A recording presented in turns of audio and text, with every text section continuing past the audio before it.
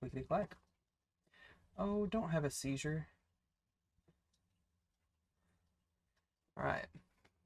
Welcome to Storm King's Thunder, where me and a bunch of my nerdy-ass friends get together and we play Dungeons & Dragons. Dungeons and Dragons? Dungeons & Dragons! We are starting session 8 tonight of our campaign. Expecting another brother or two to pop in here a little late. Let's see, where did we last leave off? Our party had just made a brand new friend in Zatari, a tiefling gunslinger who had sort of shown off a little bit of his homemade machination that he has been working on. After the party set out for the day's adventures, they came across Clyde Sliftwhip, an arcane beastmaster who had many fascinating creatures for the party to study. And after some discussion, they agreed to two of them. One being a phoenix chick, which they named Ember, and two being a arcane retriever, basically a fey hound that can sense magical objects, which they named Sirius, which I am all about those. They continued on the road after bonding with the animals a bit, particularly Bergen and Ember, and while Valkyr technically rolled higher for Sirius, Goldbrand was the one who put the collar on, and there is a bit of a bond that's made with that. So right now you are the most bonded to that particular creature. After setting out on their adventure the next day, they were approached by a sphere of clouds that descended toward them, and the clouds sort of unfurled to reveal a tower with a roof that looked like a wizard's hat. And steps sort of formed out of the clouds to allow the adventurers to pass up. After checking back with Daphne at Nightstone to make sure this was not the same structure that attacked them, they proceeded up and met Zephyros, a cloud giant who is rather eccentric but exceedingly helpful, and actually, once the party introduced themselves, knew them, at least by name, perhaps not by sight or by description, but the names were very important to him. And he explained that he communicates with certain extraplanar entities to sort of follow a set of predetermined events that will lead to the continuation of humanity, dragonkind, giantkind, and the general balance of the world. After discovering that Goldbrand possessed a similar ability, he asked for a bit of a demonstration, slightly before which the party was able to share some of their previous encounters with giants. Bergen shared that he and his mother were attacked by a frost giant who attacked his temple, and his mother did not make it. Just as Zatari explained that he had been held captive by the fire giants for many, many years and had been forced to work on the Vanadad, giant construct, which was a weapon in the 1,000-year war against dragons, and proved quite effective before it eventually was put out of commission from being too damaged. And the war itself ending. And then we also had Davos, who explained about the stone giant who had attacked him and his father and slew his father in front of him. An interesting bit of information was given to Zephyros, and he realized that he would also have to pass on some of the things that he had learned about all of you that had not been relayed.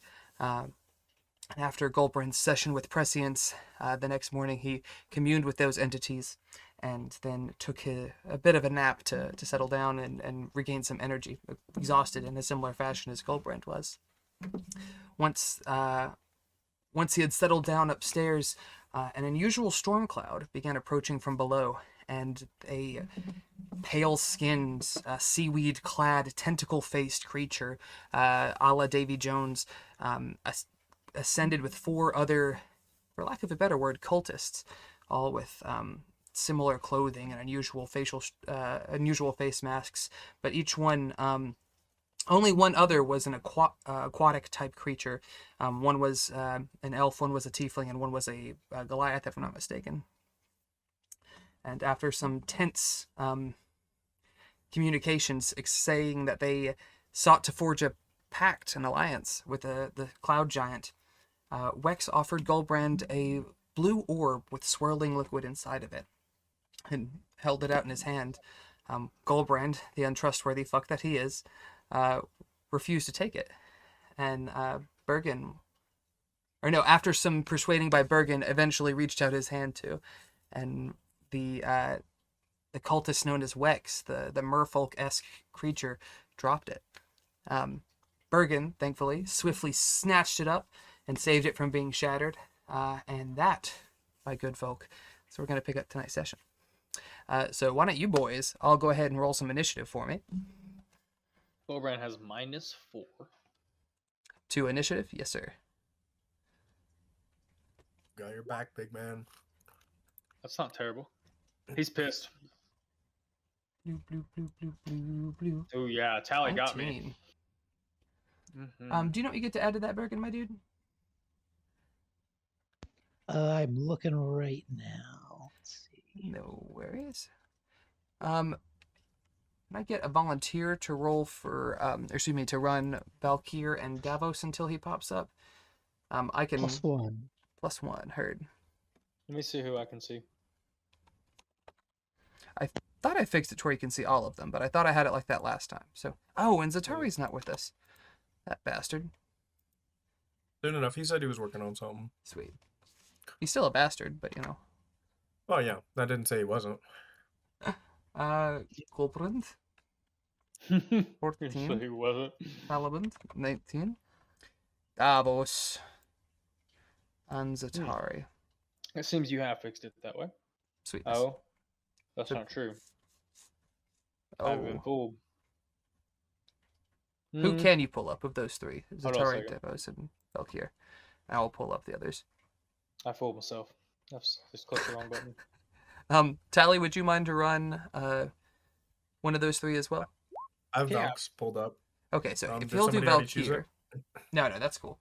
There's Davos. You rolled twice, so we're gonna take that 7. I didn't mean to do that. It's okay. You're a piece of shit. I get it. So that means I will run Square up, Zatari. scrub. Boy, fight me. You can't die until you fight me to the death, and I'm gonna live forever. This sucks for you. You can't die till I fight you.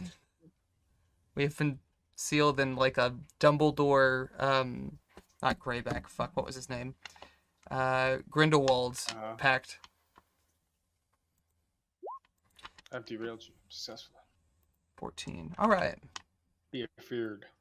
And now, boys, we're gonna get down to some here combat. All right.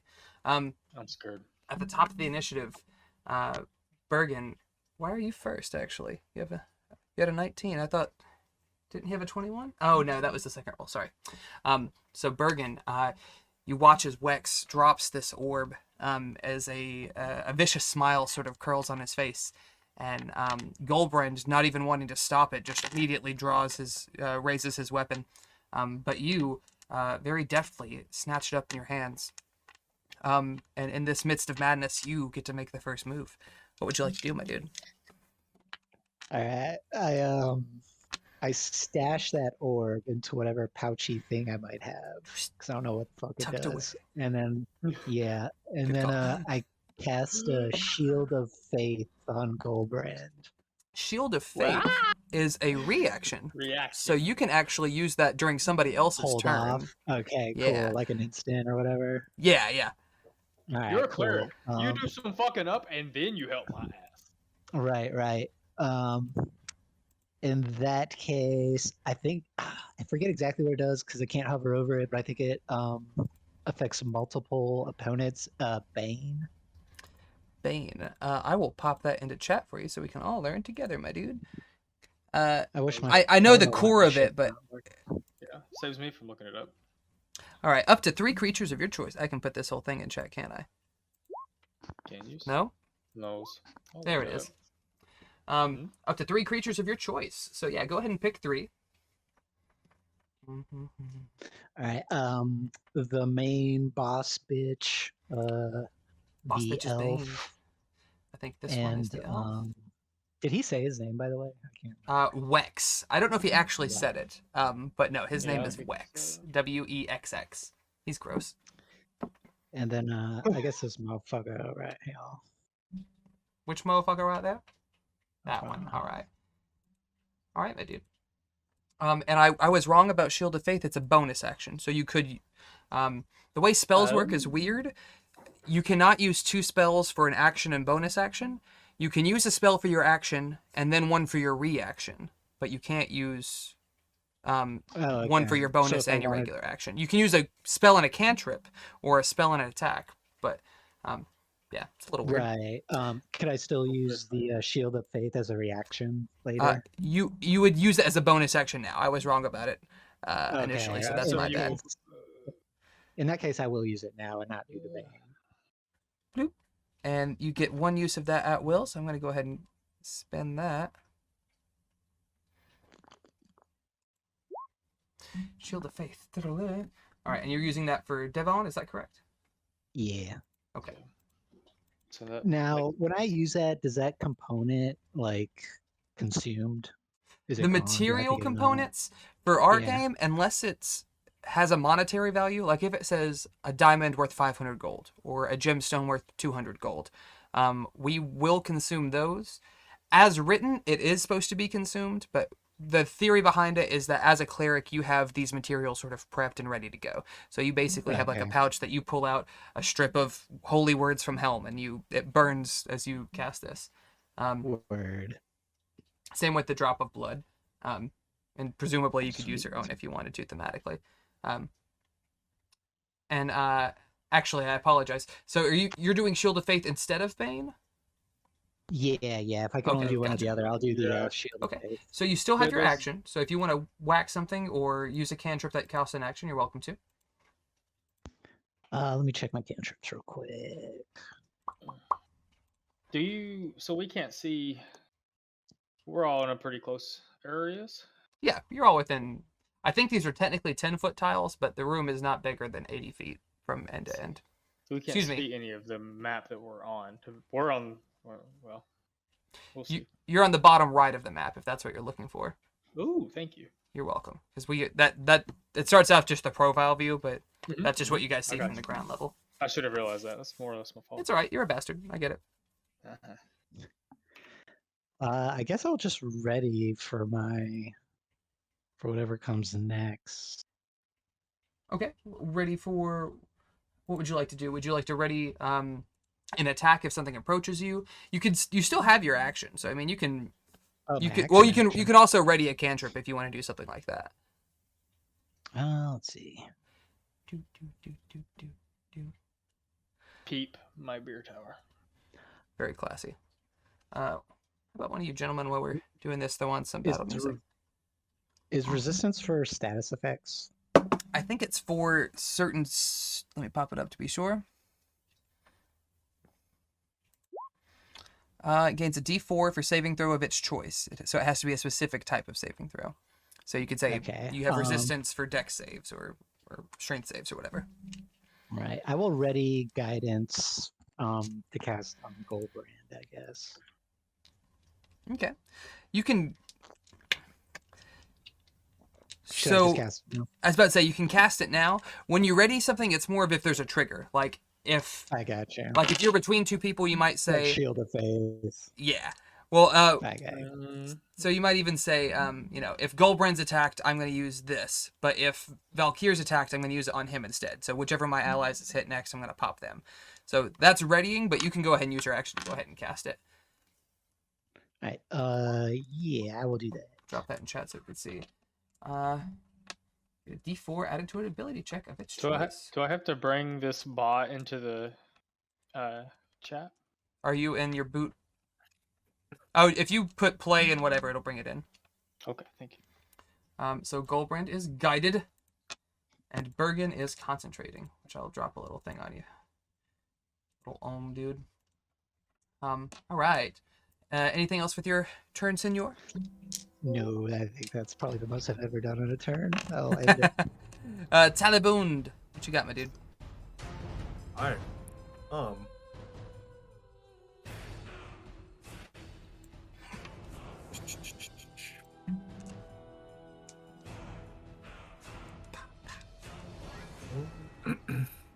I guess realizing combat's about to ensue, Tally drops down his wrist. A violet dagger appears in, we'll say, Talibun's right-handed. So it drops into his right hand. I'm gonna throw it straight at our friend Wexx. Get him. Fuck him up, fuck him up, fuck him up. Swing, motherfucker, swing. An 8 Aw. does not hit. Okay. You watch, and as soon as you summon it, like, like the scales on the back of his neck like sort of ruffle a little bit, and he turns to look at you, and as you throw your knife, he sort of side ducks it, and his eyes narrow a little bit. Anything for your bonus action, my dude? Yes, as he is definitely aware of that first attack, Taliban's left hand, which is behind his back, also has a violet dagger drop into it, and he does not hit with. Solid effort though. Wexx Attempts almost the seems Wexx almost seems a little not familiar with this particular type of magic, but just familiar with the psionic element or the psionic nature of it. And you see him sort of snarl a little bit. He's realized that you are not quite the normal adventurers he had sort of expected to encounter. Which is going to bring us to Wexx. And Wexx is going to look at Bergen. And he's going to tell him, drop it. And he's going to cast Command, which I'm going to throw in chat for you real quick. Basically, I need you to make a, pretty sure it's a wisdom save. Yeah, wisdom save. Okay, so my thing did finally pop up. Oh, I good, don't know good. if it'll work, but I can try. Let's try. So for saves, it's slightly different. Yeah, you got the right one. All right. Oh, an 11 does not pass. So basically what happens is with your next action, you have to pull out the orb and drop it. And drop it. And that's Fuck, alright. the entirety of your turn. Alright. I wonder if that breaks concentration? I wouldn't think so. He's not doing a spell or anything else. I'll throw a little red dot on you so we can have that marked. And that is his action. I don't think he has Do I still get a multiples. bonus action after that? I think once it's not. my I think turn? the way command is worded. Takes your whole turn. Okay. Must succeed or follow up command's turn. So on some of these it says it drops whatever it's holding and it ends its turn. Or it falls prone and ends its turn. So I think you do have to spend your entire turn doing that. Yeah. That is his action. So he will turn and sort of ready himself against you guys. Yeah, I think we'll call that a go. Golbrand! Well, there's a lot of shit going on. Gobrand's not happy. He has a level of exhaustion. So he is... Feeling it. Yeah, it's not feeling great. He's gonna hope this can get resolved quick, and he's just gonna... First thing he's gonna do is lay into the dude with the sword, I guess. The dude with the Into sword? Oh, into, with his sword. I got you. Go ahead. Yeah, I can't roll it up to see his name again. Wexx. He's gonna... Wexx. He's gonna That take a do swing hit. on him. Go ahead and roll he's some not real- damage from it, man. Not real sure how to stop Bergen from dropping the 13. fucking... Damn. Yeah. Not sure how to stop Bergen from dropping the thing, so he gets mad about it, takes a swing, and he, like, he's very frustrated with the situation.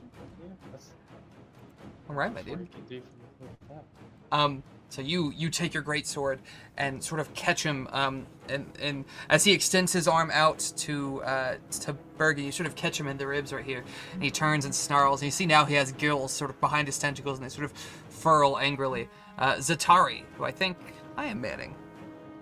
So Zatari, he don't like anything of what's going down, so he's gonna give old Wexx the boomstick. Here comes the boom. There misses the boom. Right? He's got a pretty crummy... Oh, no.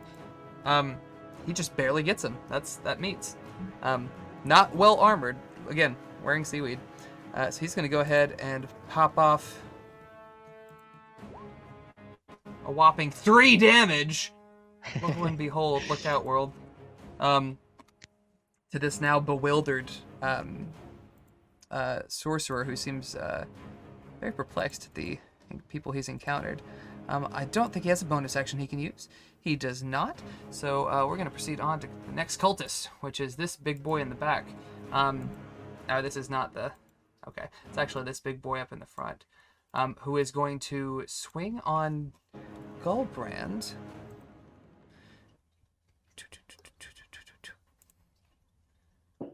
Oh, no. Back up. He's going to roll a scimitar. +5. Oh, 10 does not hit, does it? Nope. Alright, the next, did it restart that? It did. What a bastard. My thing froze, sorry.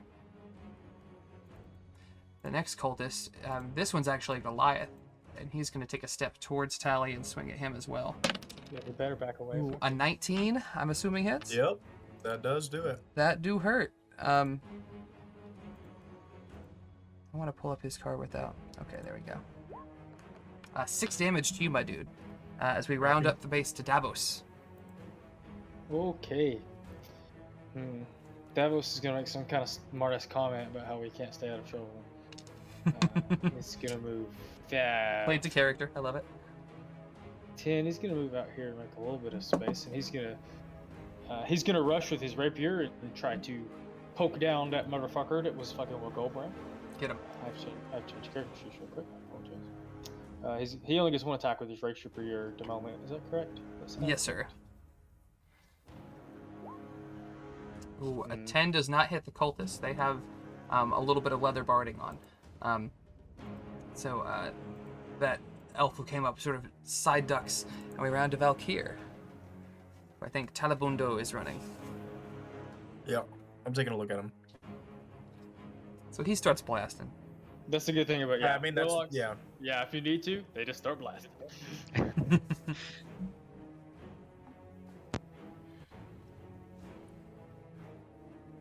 Oh, did you die? Brought to you by Peace Team. There you go. Okay. Oh goodness.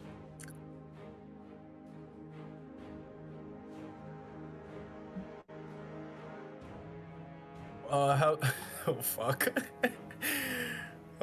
Where's Valkyr at? Okay, I got him. Yeah, he's right in front of the cultists to the left. These are 5 foot They're squares. 10-foot guessing, squares. Cubes. 10-foot squares. Yes, sir.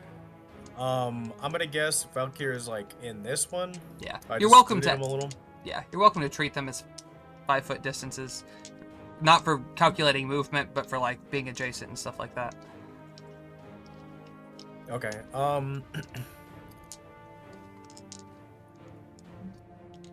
Yeah. Bergen. Apologies preemptively. This may not be nice to you.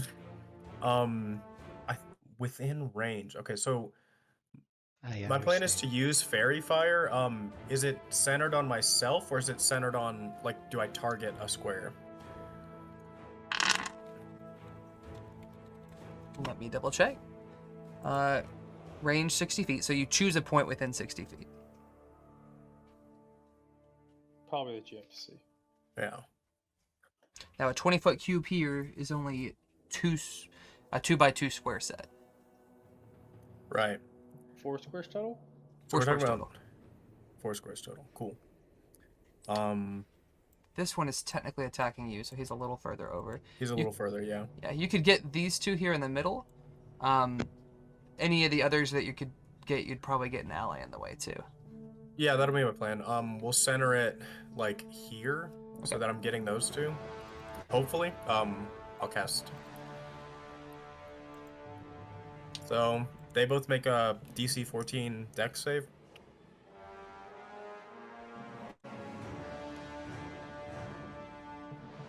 Does it pop up in your chat?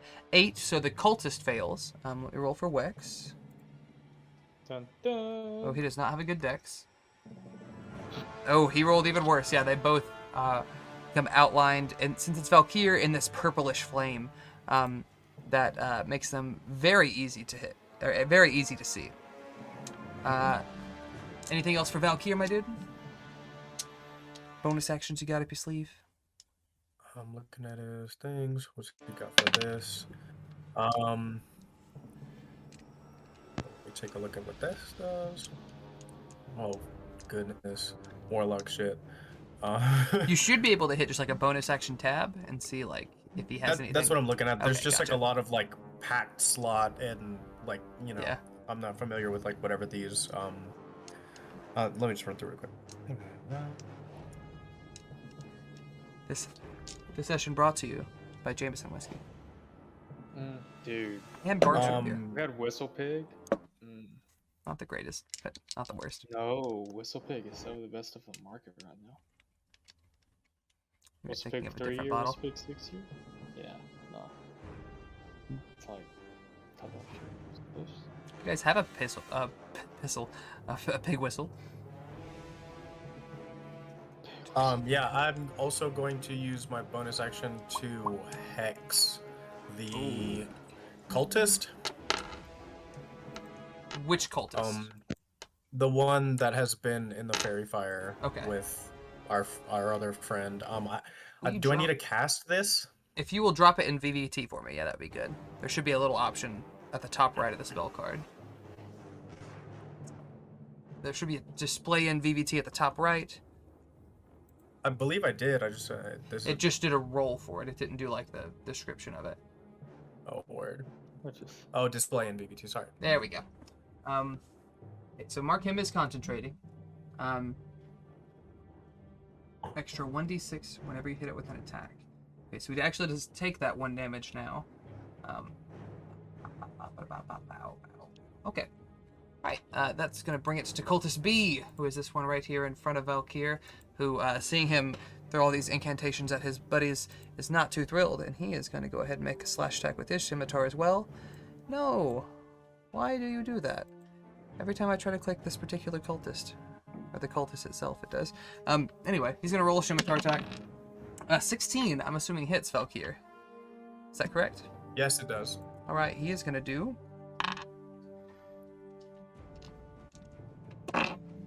6 damage. You will Alright. dock him 6 for me. Cultist A, it's actually this one in the back who is outlined and hexed. He's going to come around 5, 10, 15, 20, 25. He's going to try to get between Bergen and his dude, and is going to blast him as well. Bergen, a 12 does not hit, because you are a tanky boy. So that's going to bring it to your turn, my dude. Alright, let's see.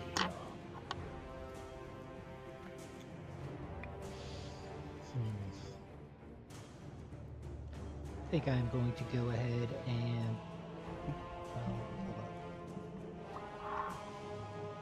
on. As a free action, I believe it's a free action. Oh, I'm sorry. I forgot you have been commanded. Oh yeah, no, I go by command. Yeah, that's right. So you have to you watch do the as thing. Bergen, almost in like a trance, reaches right back into that pouch and holds out the orb, and he drops it. And as tells the dog to fetch. Oh. wait, what? Stutter as a Goldberg tells the dog to fetch. Oh my! I'm gonna make this dog make a dex save, but I love that. That's pretty great. All right. Sirius's ears perk up. Ooh, what does he get to add to that? That might make it. Oh my god! If y'all save this twice, I'll shoot you. Come on. Pull up in a not tiny window. It's to add a +3. Oh my god, that's a 15. Yeah. You watch as Bergen drops it, and Goldbrand says something in Bolthi, this Uthgard language that none of you really understand, and out of nowhere, Sirius just jumps through and catches it right before it gets hits the ground, and sort of skitters to a halt, almost Scooby-Doo style, on the other side of this cultist. So now, the doggy got the orb. I'll take that off of... Oh my god, this is insane. I love it. Bergen, as this all happens, you sort of come to and realize that you have been enchanted, and it comes around to Taliband. Wait. Yeah. Once again, no longer trying to hide the daggers. 2 more flick into my hands. And I'm gonna attack the cultist that is in front of me. Get him. Get him. Wow. 12 meets, I'm pretty sure. Yep, 12. Oh no, not this one. This is the Goliath. This dude's a little more strapped than his comrades. Yeah, well, I'm still gonna swing with the other. Get it. 15 meets. Meats? 15 Shit. meets, Well, yeah. I mean, is that good? No, yeah, that means you get it. Now? So go ahead and roll your damage. Do you have sneak He's not attack? within 5 feet. I don't have sneak attack on him because he's Gotcha. not within 5 feet of anybody. Alright. You Wait, you this one? They're all in front No. of us. No, the one that's It's right in this front one. of them. Oh, I got The you. one, so you watch as Tally throws a knife, and the Goliath, having seen the first one, sort of dives to the side as Tally's other hand slings around and catches him in the side. And you see him wince and grab at his head, and he just looks down at you and does a sort of a battle cry. Not any blue bear battle cry that you would recognize, Devin, but something very much for intimidation. It comes around to Wexx, who is furious that your dog has snatched up his plan. So he, Big dog, too. is he gonna try command again? He can, yeah. Or actually, no. Oh, yeah, I think he's gonna do this instead. He begins chanting in this disgusting guttural language that I don't think any of you speak, but is abyssal. And you watch as the floor around the dog grows black, and these large, ebony, squirming tentacles fill a 20-foot square around him. It doesn't do anything now because it has to start its turn there, but he basically just turned a large segment that's 20-foot radius? No, 20-foot square, which is only 2x2 squares. But basically a whole part of this this tower just becomes writhing and wriggling tentacles. Absolutely revolting. And it's going to occupy where Goldbrand is. Basically going to get even his ally, the cultist, there. And he turns his attention back toward Goldbrand. It is now your turn, my dude. Wow. Goldbrand's day just went from bad to like awful. Does he take damage for starting his turn in those things? You have to make a dex save. I was just reading that. Dex. I'm scared. I have advantage on dex effects that I can see while not blinded, deafened, or incapacitated. Okay. Is that a barbarian thing or? A barbarian thing. Gotcha. Go ahead, my dude. Oh, didn't even need the advantage. As you see the black pool sort of radiating out from the dog, you jump back just in time to clear this area. I'd say if you want, you could even step out of. Well, you could step out of it, or you could attack and then step out of it. But you're aware of the tentacles to the point where they don't grapple you right away. Is it gonna how much action economy would it cost to tell the dog to get out of the way? I know when I don't know how you you dog just now that gave it's him a involved. command on someone else's turn. That makes it a little trickier.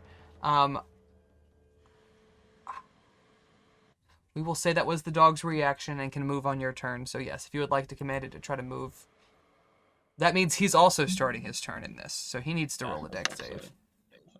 Yes. And his saves are not super great. Oh, his dex isn't bad. Oh, but he does not pass. You watch as you go to try to give him a command, and Sirius, with the orb in his mouth, sort of weaves to the side and jumps over. But these tentacles wrap around him, and he takes 3d6 bludgeoning damage. Oh! Fucking Christ! I don't know if y'all can see that. That is 3 6s. Can you? Dun dun dun. Oof. Ooh. Mark of the beast. This doggy has a decent bit of hit points, but not anymore. Oh no. He has Puppy. 26 hit points. So this, Ooh, he's that's not fine. critical, but he's Yeah. beyond battered. 26 minus, so he's at 8. Ooh, poor puppy. And he is restrained. He can't escape any further. By some miracle, he holds on to the orb, but is sort of whining and crying out and sort of looking at you like, what the fuck did you guys bring me into? Zatari, which, or I'm sorry, Goldbrand, unless you have another action. That was his action. Try to give the react to try to give the. No, I will say that's That's just what happened. He got caught. for movement speed. It's a free action. To attack or something is at least a bonus Oh, action. Okay, but he can't move at all. You said he's restrained. He is restrained, correct. So since Goldbrand can't do anything, he'll take however much action economy he needs to take the orb out of his mouth. You can use a bonus action to get the orb. I don't know if guidance is still in effect either, but that wasn't a thing. Oh, that's fair. Remember that for your next save. Well, that's what I was about to ask. Is if can he use his action? Does he have to grapple it? He wants to I grab it think and it's drag an it out. ability check of your You choice. don't have to Yeah. grapple the orb, but if you want to grapple the dog to pull it out, That's you can. what I'm saying. If I just want to grab the dog and move my remaining movement speed to drag it out, can I? Yeah. Make a strength check and add in your not your bless. So Goldbrand is exhausted, so he has to make this a disadvantage. Oh no. Yeah, you tired, boy. A strength check, right? Yes. Make absolutely sure that this is ability checks. Yes. Come on. Disadvantage. I do one. You do it at disadvantage. Okay, there we Well, I go. was about to say, did it do it? You beat his DC, so yeah, you having not been restrained yourself, you just managed to sort of pull Sirius out and away from these writhing tentacles, and he looks on at you with this look of absolute admiration and like loyalty, like I will die for you. You have Well, pulled him out of Goldbrand got a him into that shit. very unusual hell. I think that takes up everything you can do, and that's going to bring it to Yeah, Zatari. absolutely. Gotcha. So Zatari, seeing all this go down, unable to get a clear shot at Wexx, is going to attack the one in front of him, and he has advantage with this attack. Bum bum ba-dum bum. So Goldbrand is still probably holding that orb though. He didn't get to put it away or anything. He just took it out of the dog's mouth. What is So Pepper wait, Buns were of you the pulling? Exandria tag? Were you pulling the dog, or were you pulling the orb? I thought it was a bonus action to take the orb and an action to drag the dog out. Well, action plus movement speed. Well, your movement speed is free. Your movement speed to tell the dog to move is free. You make the dog attack, it's a bonus action. So okay, I just want to make sure that we're good. So you have the orb and the dog is out. So you did both. You didn't leave your pet high and dry. Look at you, responsible pet owner, Goldbrand. All right. The reason it says Exandria is because it's from the Exandria content, which may not be allowed in all games, so it lets you know that. He does blast this dude up front for 5 damage. Kerplow! Another thunderous boom echoes through this. And this dude right here, right in front of Wexx, is pegged down. Nice. Taken down a rung. The one by Davos is going to swing at him. Ooh, he rolled an 11, which does not hit Davos. And the Barbarian, ooh, he also misses his swing. He goes to try to swing down a Great Axe on Tally, and just Tally is just too quick for him. That brings us to Davos.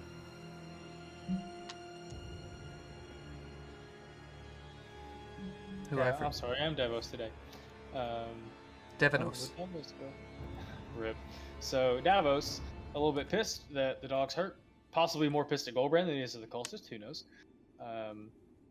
Is gonna go do the same thing with his rapier again. I think. Did that cultist have his turn yet? Actually, before you do that, I forgot that cultist is in the tentacle range, and I just rolled for his dex save. You watch as the tentacles that were sort of grasping at you and at Sirius grab onto him and rip him to shreds. Rips off an arm, him screaming out loud as another goes for his leg, and they seem to pull him beneath the black, murky, not even liquid, this sort of ethereal portal that has been opened up, and he is decimated. Wow. Well, Yikes. shit. The dog made it out. Well, yikes. Yeah. Yeah, the dog took max damage. Granted, the dog has Damage, a bit more yeah. hit beat, but I was about to say, yikes, it's not as... Okay, Davos makes a smart-ass quip that I'm a little too shook to think up. I had Something seen about- enough hentais to know where this is going. He can't... It's gonna be hard for him to reach anybody with that shit there. He does have range. I mean, he's a paladin. He's got a little bit of range stuff. That's what I'm taking a look at. So what I think he's gonna do, because it's at will, he's gonna do Vicious Mockery. Cast On? Wexx. He's trying Wexx, to. Is okay. that I don't know if that's concentration or not. He's Wisdom trying to- that's what save. he's trying to do. Oh. It is not a concentration. sad face. Are you asking if he's concentrating on? The tentacles. He is concentrating on the tentacles. Oh, yeah. So Wexx takes sort of a minuscule amount of damage, but he's distracted and oh, he got a nat 20. No, he is. He snarls and like one of the tentacles like lashes out toward Davos. Doesn't quite reach him, but sort of like cracks like a whip in his immediate vicinity. Anything else for that dude, my dude? Can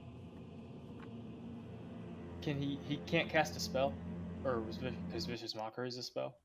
I think Vicious Mockery is a spell. It says at will, but it is a cantrip. It's a class ability. It doesn't use a spell slot. It is an action. I'm sorry. All right. No, I don't think he can do anything else in his bonus action. Okay. Would you like to move or anything? That's what I'm mostly trying to figure out. 5, 10, 15. These are actually, you said 10-foot squares. These are 10-foot 10, squares, yes, sir. 20, 30. He'll move. He'll move to there. It's not a terrible place to be. Alright. Well, I guess all I can Anything else we do? do. I'm sorry. I think that's all you can do. Okay. Valkyr, I think is Sir Taliban today. Right now. Yep.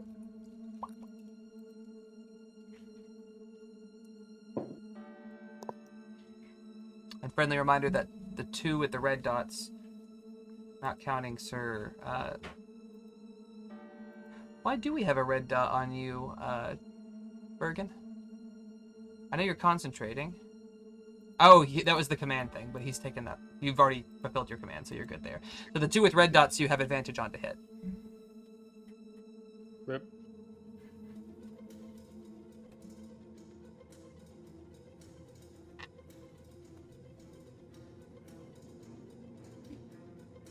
Senor Talibond?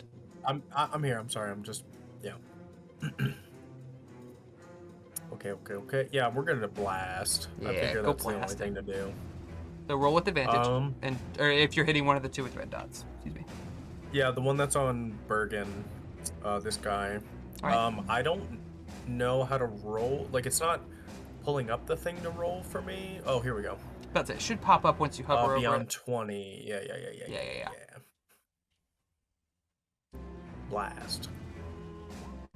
Nat 20. Oh, yes. Oh, son. You I'm watch. not even gonna roll the. Yeah, don't even need it. Valkyr, having seen this this cultist get ripped apart by tentacles, the other one actually looks over at him and is sort of horrified and turns back to see this flash of violet energy just blast him and push him into the tentacles that sort of writhe and pull him under as he's his limp body. The blow killed him, but that just disposed of the corpse for you. Okay. In which case, that was the target of the hex, I believe. He had red and purple on him. Yes, sir. So he can move that to so another target. Yeah, so I'll transfer the hex to Wexx. Wexx, man. Wexx Hex. I like it.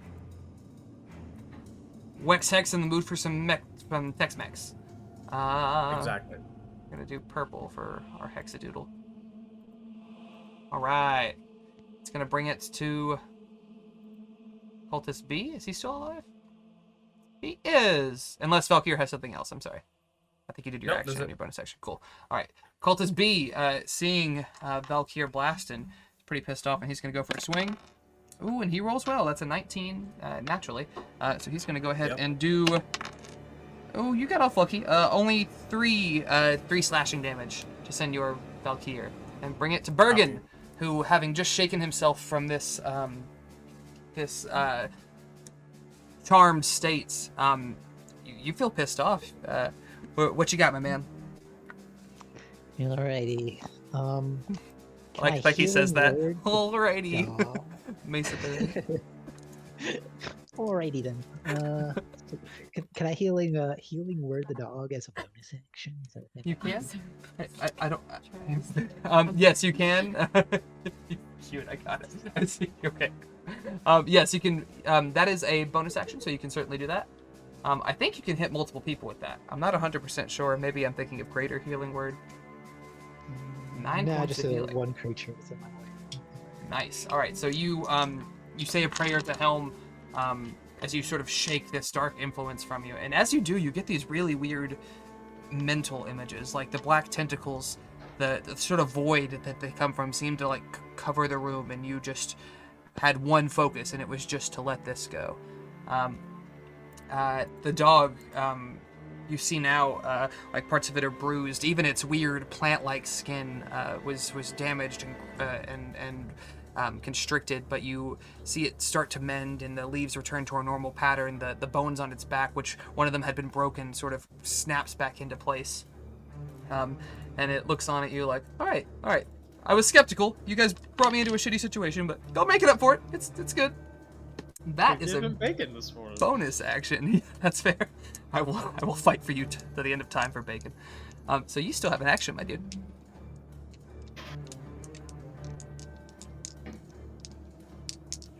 Senor Bergine. Go fuck one of my burger. Do it. Pop, pop. Smack him with a mace. Smack him with a mace.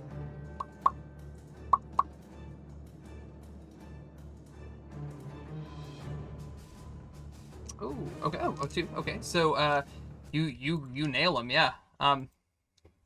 This one just slashed on Valkyr, and you with one hand reach out to your side and heal the dog as your other arm swings around and catches this this cultist in the ribs. Talibundo, your move, my dude. Right. This is for our Goliath enemy right here. Wisdom save? Okay, that's a good one. Let me see if that fell. Oh yeah, there's no way he can make that. Yeah. Oh, that doesn't kill him though. It's close. I like to think. Okay, so on hit, I like to think that not necessarily of Tali's own volition. I search his head, or I hear in his head some insult that in his tribe, you know, something that just cuts deep, and he hears it shouted in his own mind. Very nice. And as he hears it in the voices of people from his tribe. It's not your voice. It's just these people, his kin, just berating him. And you see a bit of a mad look in his eyes. And he sort of swings his great axe about, looking for some type of specter or something. Sort of hits it against the corner of the wall here, and a part of the braid breaks off. Catches him in the leg, and he screams in pain as his leg is cut open, and he's clutching his head and sort of looking around madly, and obviously not unhinged, but pretty fucking close. Word. He also has to move his maximum speed away from me, but he can't. No. The spell says they would avoid anything obviously harmful, like a fire or a pit. He's at So one. I think he would not. He's at a 1, my dude. We're gonna play with that. Okay. You see him, he backs up, sort of swinging his great axe at specters that aren't there, and wanders into the tentacles, begins trying to hack at them as they, again, like around the throat, one around the arm, one pulls his leg, and you watch as his hand slowly descends into the blackened void, and he disappears. Love that. Love that. Do you have anything for your bonus action, my dude? Yeah, bonus action, whip around, the old Psychic Blade bonus at, we're gonna throw it at Wexx. Get him. No sneak attack, I don't think. It's not sneak, but, yeah. Alright, so, you throw a blade at Wexx, and him distracted with how his own spell has consumed half of his party now.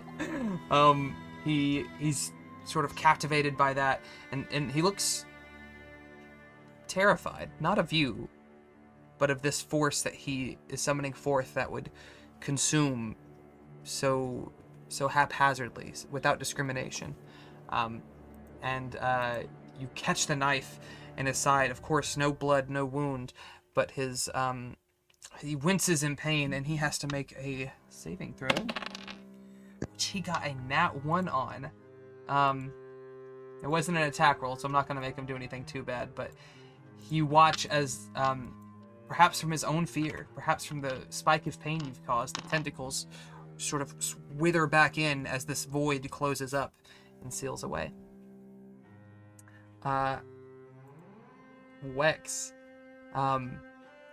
absolutely enraged by this, how this was not going at all how he's wanted it to go. He's going to take a look around the room. He's going to cast Darkness. Let me check my range here. 15-foot radius sphere. 15-foot radius means it's 30 feet, which is only 3 squares. I'm sorry, this is retroactive. I forgot to do it, but can I mark him as favorite foe? I won't roll damage, but I'd like for that to be present for the next turn. You may. Okay. You mark him as your favored foe just as he disappears, or just as everything to you disappears into a cloud of blackness. And the rest of you watch as he disappears into it as well.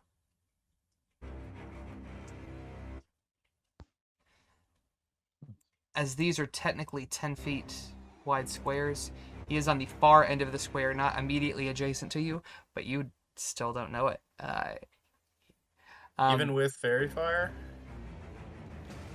Ooh, how would Fairy Fire and Darkness react?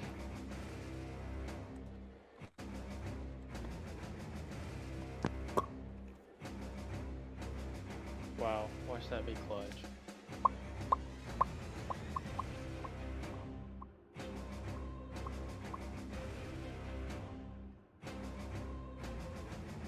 Watch for this, I can't catch him without dashing. That's goddamn.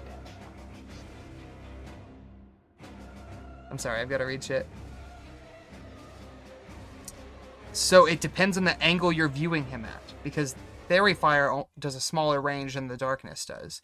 So he's not illuminated for everyone. You can see him. Sweet. And the way this works, I don't think he can see you. Loving that. Loving that. Well, it does shed dim light in a 10-foot radius. I think maybe he can see you. By the glow of his iPhone, he can But fucking see yeah, me. not well. But He glows by the glow of his iPhone, and so Dude, the each session is square named. only 10 feet. Shouldn't he only do 10 feet of his? It's a his 10-foot square? radius, Oh, I see. so Right. it's 10 feet Okay. in every direction of him. Not I enough see. to break out into where you guys are, but enough for him, for Tally to see him. He does not have any bonus actions he can do at the moment, so that brings us to Golbrand. Yeah, fuck. So if Gobrand 10, 20, 30 into the fucking shadow ball, can he see him? Not yet. Technically, you have to be in one of the squares adjacent to him to see him. Oh, Davos joined us. How's it going, my dude? Because those are 20 feet total, I see. Yes, sir. Gobrand can't move any farther. Well, alright. Gobrand can't seize him. Gobrand used all his movement. Whoa. Well, if I understand correctly, he can still make an attack. It's just a disadvantage. Right? Disadvantage, but you have to get closer to him unless you're doing a range attack. Where's it at? Swords. Whoa. It's not purred. Never mind. So instead, he'll do guiding bolt. He'll use one of his uses at disadvantage. Do it Gross. at disadvantage. Ooh, I'm sorry. Yeah. Kind of fucking super angry about it. Will just throw a fucking comet in the vague direction he thinks he is. Hang on. Okay, you got lucky. I was like, there's a 30% chance it's gonna hit Tally, like just throwing blindly in the darkness, but you're good. All right. Anything else you can do with your action, Goldbrand, or your turn? Cost an action, bonus action. Okay. No. Okay. Nope.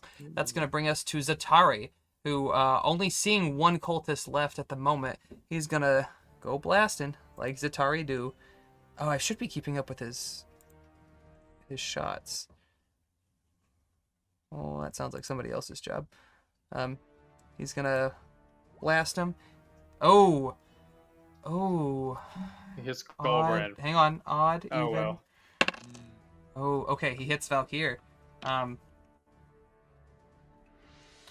Valkyr. For 4 damage. Okay, not a whole lot. But Valkyr's taking some hits. He's been a little scuffed up. Mm-hmm. Who is that? Tally? Yeah, I got him. Okay, thank you. If you'll just make sure he's marked down for 4.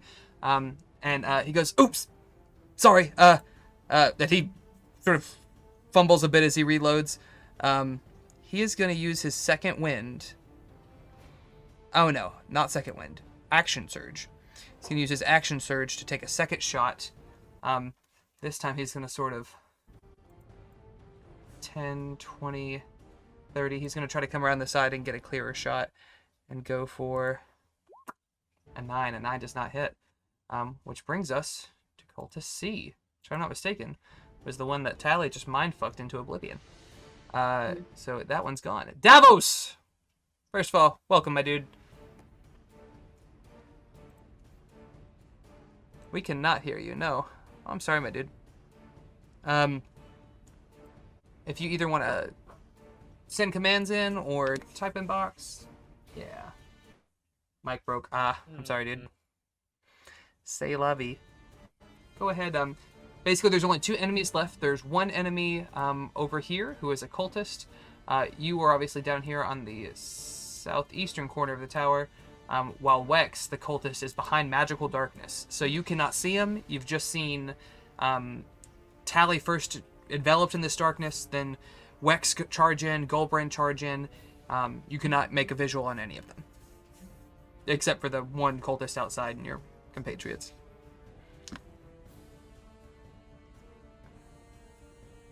You gonna hit that one? Okay.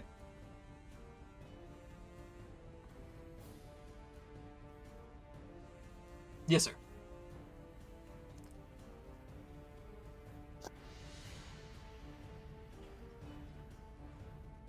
Ooh, Man. that do not hit, my dude. And you're actually, let me recant that. You're too far away to get close. These are 10-foot squares, so you're too far away to get close enough to him to hit. So if you would like to try something else, you may.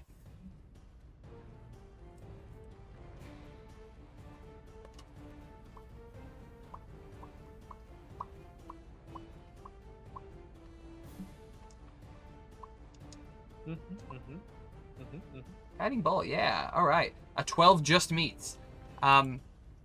So you come in, having seen your primary foe disappear. You glance over at the last remaining cultist and fire off a guiding bolt. It strikes him in the side of his ribs and actually burns in through the side of his leather armor as the body falls limply on the floor. Valkyr, who cannot see anything at the moment, or not see the enemy at the moment, I should say. Right.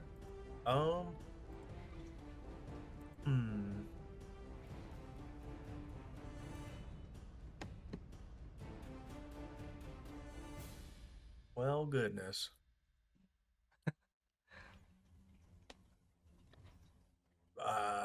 What the fuck does he do? It's a good question, yeah. He could try to get closer to it.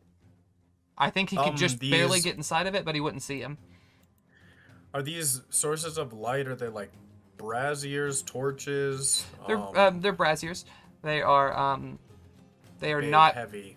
They're not magical light, so they do not pierce the darkness. Okay. Wait, does magical light pierce the darkness? Certain things. It's not necessarily. I'll look up the thing while I was. I thought it said that even non-magical darkness can't illuminate it. Non-magical light can't illuminate it. That's interesting. I didn't realize that. I would have fucking lighthoused up. Well, Goldbrand probably didn't realize that either. What we doing, Boomsticks? Not Boomsticks, I'm sorry. What are we doing, Mr. Blaster? Wait, so magical light is yes? Magical light is no. Okay. It doesn't. Magical light can shed light, but it doesn't destroy the darkness. The darkness is still there. So, like right now, Okay, at a 10-foot. Yeah, go ahead. Sorry.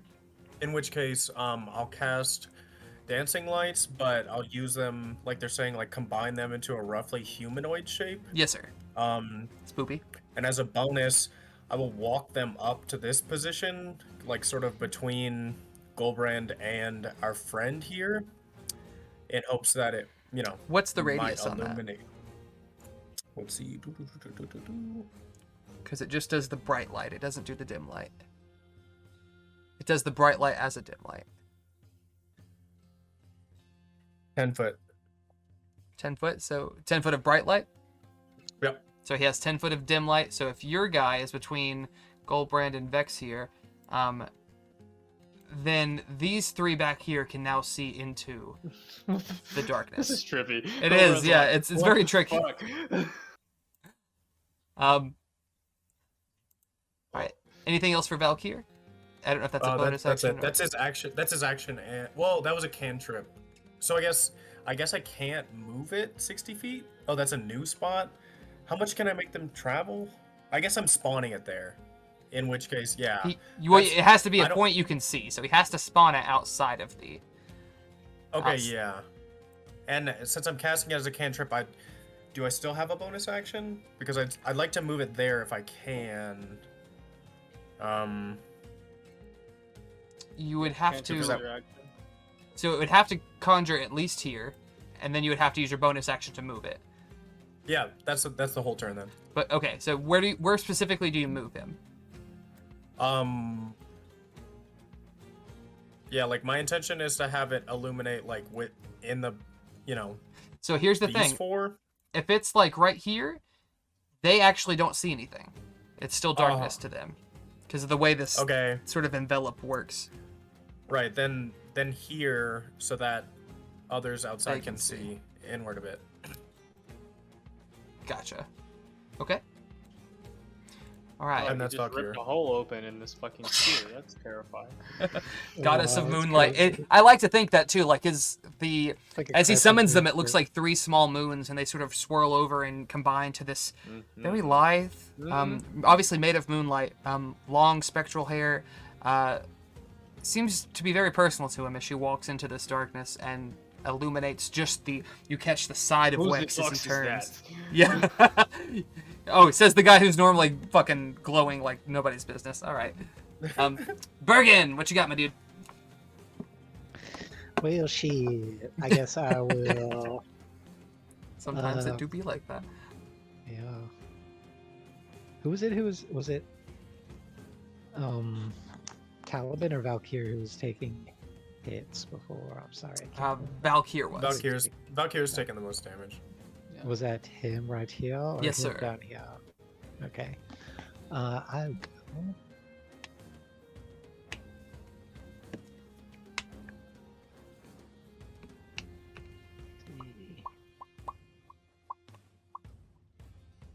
Grabs him's telebuns.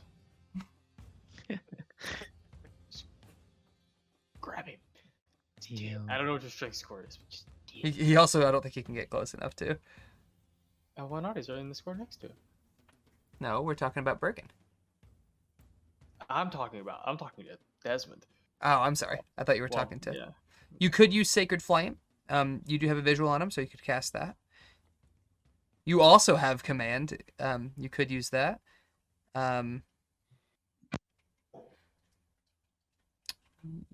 I think How about that's now? it for Can what you you. hear me? Oh, you have Spiritual Weapon. You can cast Spiritual Weapon, my dude.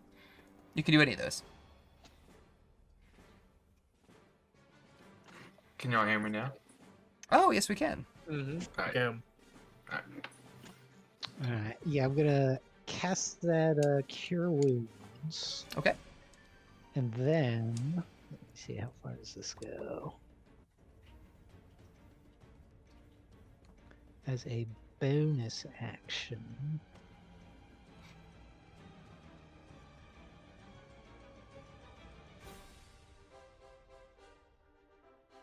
$60 feet. Oh yeah. How big are these squares again? Sorry. 10 feet. So if it's 60 feet, you can reach 6 squares. Okay, yeah. I'm gonna cast Spiritual Weapon. Spiritual. So Cure Wounds and Spiritual Weapon are both Yeah. spells. So even though Oh shit. Right. I think Cure Wounds is an action anyway. Yeah, it's an action. Spiritual Weapon though is a Yeah. bonus action. Bonus You still can only action. cast Right. one of them. Right, that's the part I always forget. Um, Throw shoot. that Yeah, chest. then I'll just do the cure wounds for sure. Okay. And then, So Valkyrie gets a nice as an- 14 points of health back, my dude. You can record that Talabund. He's looking good.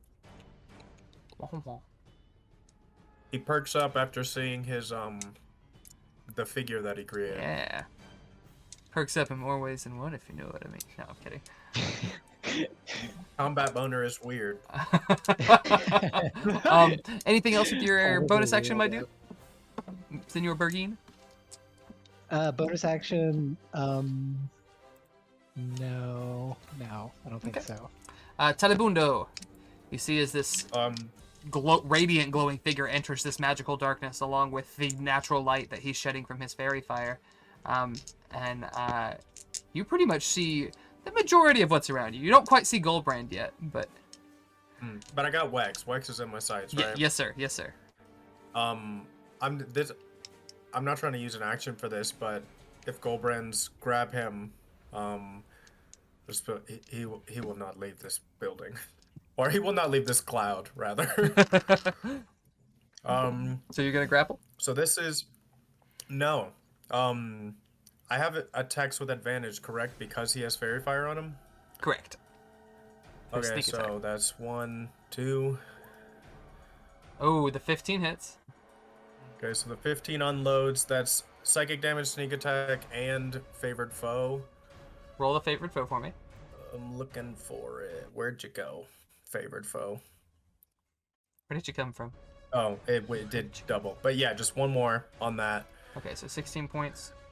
16, Okay. and then with the bonus action, yeah, I will once again roll. How about advantage, buddy? Oh, that does not hit. Buddy. So you see it almost throws you off. Like you start to attack him with your first strike, and as you draw your blade for the second, this radiant figure enters the darkness and just like not startles you, but throws you off enough to where your swing goes wide, which brings it to his turn. And I think for his turn, he cannot cast that again, can he? Oh, I didn't mean to do that. No, it's a one a day. So you see this, Tally, as his gills sort of grow a little wider, and he inhales quite a bit, and he screeches out this thunderous voice in abyssal, disgusting, guttural noises. And everyone within 300 feet, everybody, make a DC, or make a charisma saving throw. Oh. Ouch. Here we go. Oh, Everybody in the club, getting tipsy. Reminder, this is a saving throw for Castle. Oof. Oh, y'all actually rolled pretty well. Not me. Taliban, you did not. You did not pass. Goldbrand did not pass. Zatari Goldbrand did not is pass. exhausted. Is that why you rolled at disadvantage? It's ability checks, not saves. So, but question, you rolled twice. Oh, I see. The first one was a check by accident, and then you did Yeah. a save. Oh. So Goldbrand, you hear this from, like, you still don't even quite see it, and you just hear this sort of thundering through the darkness. All of you that I just mentioned, pretty much everybody but Davos. Oh yeah, Spencer, you're hit too. All of you are frightened. You cannot move toward this thing. You have disadvantages against it. You get one more thing from that. But y'all are terrified. Let me make frightened. Disadvantage on ability checks and attack rolls, and it can't willingly move closer to the source of its fear. Wexx sort of smiles and sees right now. The only person he can see is Tally, and he says,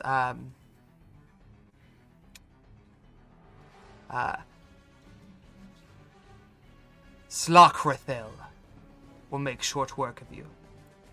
And he's gonna walk out of the darkness. You lose sight of him. No, he still has Fae Fire. You do get to make a attack of opportunity, but it's at disadvantage because you're frightened. But he have advantage, so you just make one attack roll. I just make a regular attack roll. Yes, sir. Yup. Oh boy, this is clutch. Farts. Roll for damage. Oh, it hit. Yeah, he's you do doing not like have 10, sneak attack.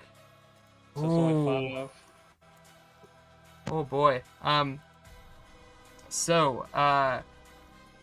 You throw out this psychic knife at him, catch him in the arm, and he hisses and sort of clutches at it. And you see, now that he's sort of stepped out of the magical darkness and he's a little more illuminated, you can see that he's in rough shape. He has gashes across him, big bruises forming, and he's going to use the last of his movement. So that was his first square of movement. He gets one more, and then one more after that, and he looks at you as he falls backwards off of the cloud. And at that moment, we are outside of combat, my dudes. Did he have to have concentration on that darkness? Should he had to make rolls for all of those? Not that it would have mattered because we couldn't have. He stopped would have him had to anyway. make rolls for that last one, yeah. I don't think anything else hit him before that, because the Psychic Blades missed. Technically, that next to last Psychic Blade didn't miss, so he would have had to roll for it, but I don't think it would've was a mattered. 19, so There it was still would've no one been- that had a turn in time. Yeah, no one had a turn in time. As it drops, Golgrim will start cussing. Not particularly at Taliban, but we'll start cussing a lot in Buffy. He's gonna like stagger towards the middle of the room, looking for probably a place to sit down. He's kind of mad about that.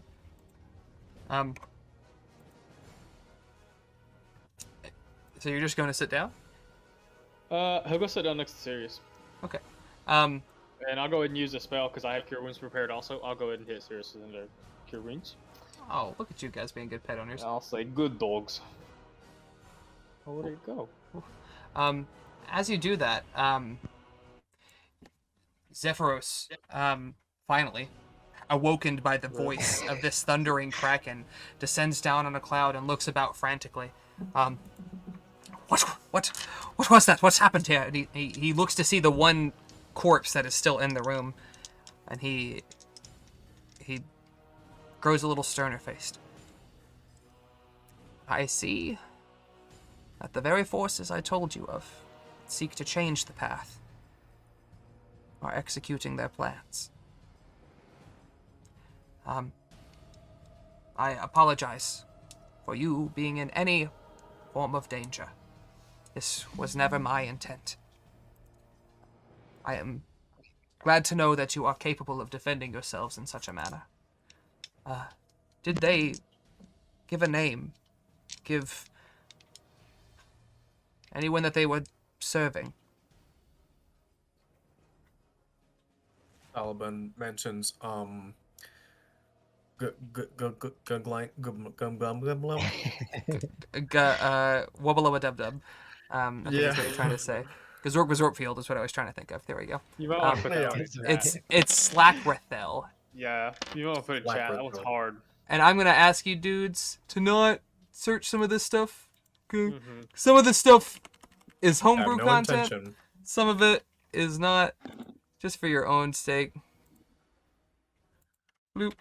It is difficult to pronounce. Slackrethel. Slarkrethel. Slarkrethel, yeah. It is disgusting to say. Isn't it? Ugh. If anyone would like, you can make a history or a religion check to see if you recognize that name. Go around, we'll try, but I have to pee. It is actually 10:46. Do you guys want to take 5? Yeah, Sure. Yeah. I'll work it. All right. See you boys back in just a second. Praise Helm, motherfucker. Many thanks to my god.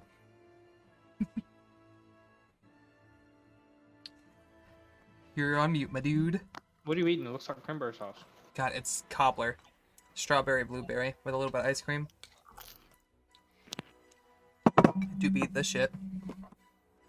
I just realized music's gonna play in a rip. I was low-key surprised Goldbrand didn't immediately just like, huh, what's this weird orb he tried to smash over my head?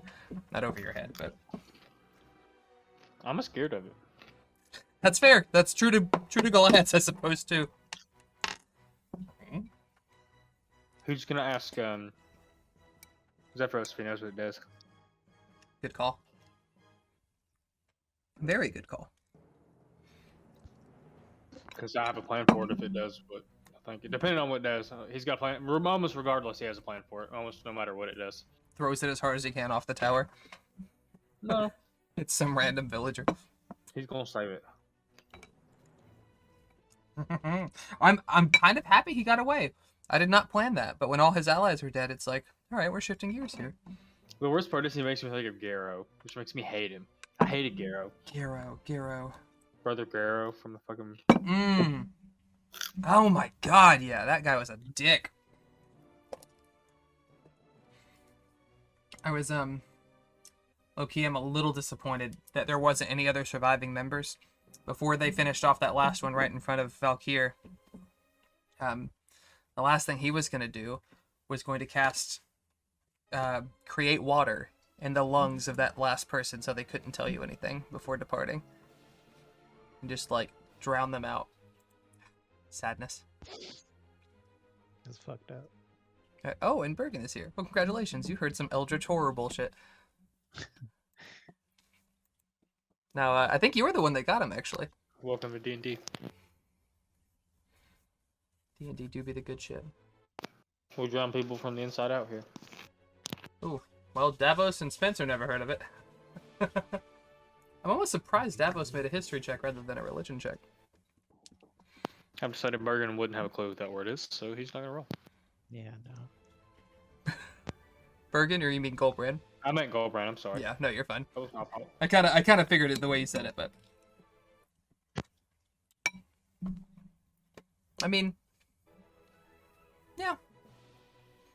Your prescience has no auditory factor to it, yeah? I mean, that's kind of up to you. Didn't flesh out necessarily, like, I don't true to necessarily- like what I'm inspired from. Yes, like they see scenes that's gonna happen, like they're there. If that makes sense, like, so like he would hear things going on around him. But I in kind the of like vision, it being a strictly visual thing, but I'm a ruminate on that. So what I think, my thought process is, if you can see it and certain characters can hear it, there's different ways to like combine information. Right. I think you're just missing Sir Taliban, but it's been 10 minutes, so we're gonna give a fight a little hey diddly hi diddly. Nope. No Taliban. Alright. So, Goldbrand decided not to roll. If you guys want to roll for Valkyr and for, I'll roll for Zatari. See if he knows anything about it. History or religion. He's terrible in both. Yeah.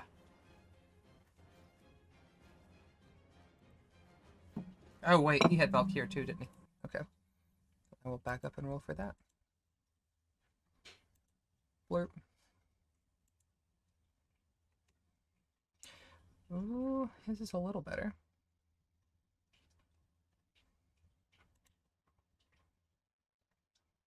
Not by much at all, though. Yeah.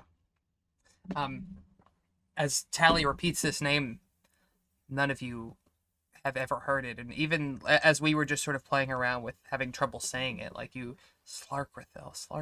It's obviously not anything of this plane in particular. It sounds like it's some type of language from a different place.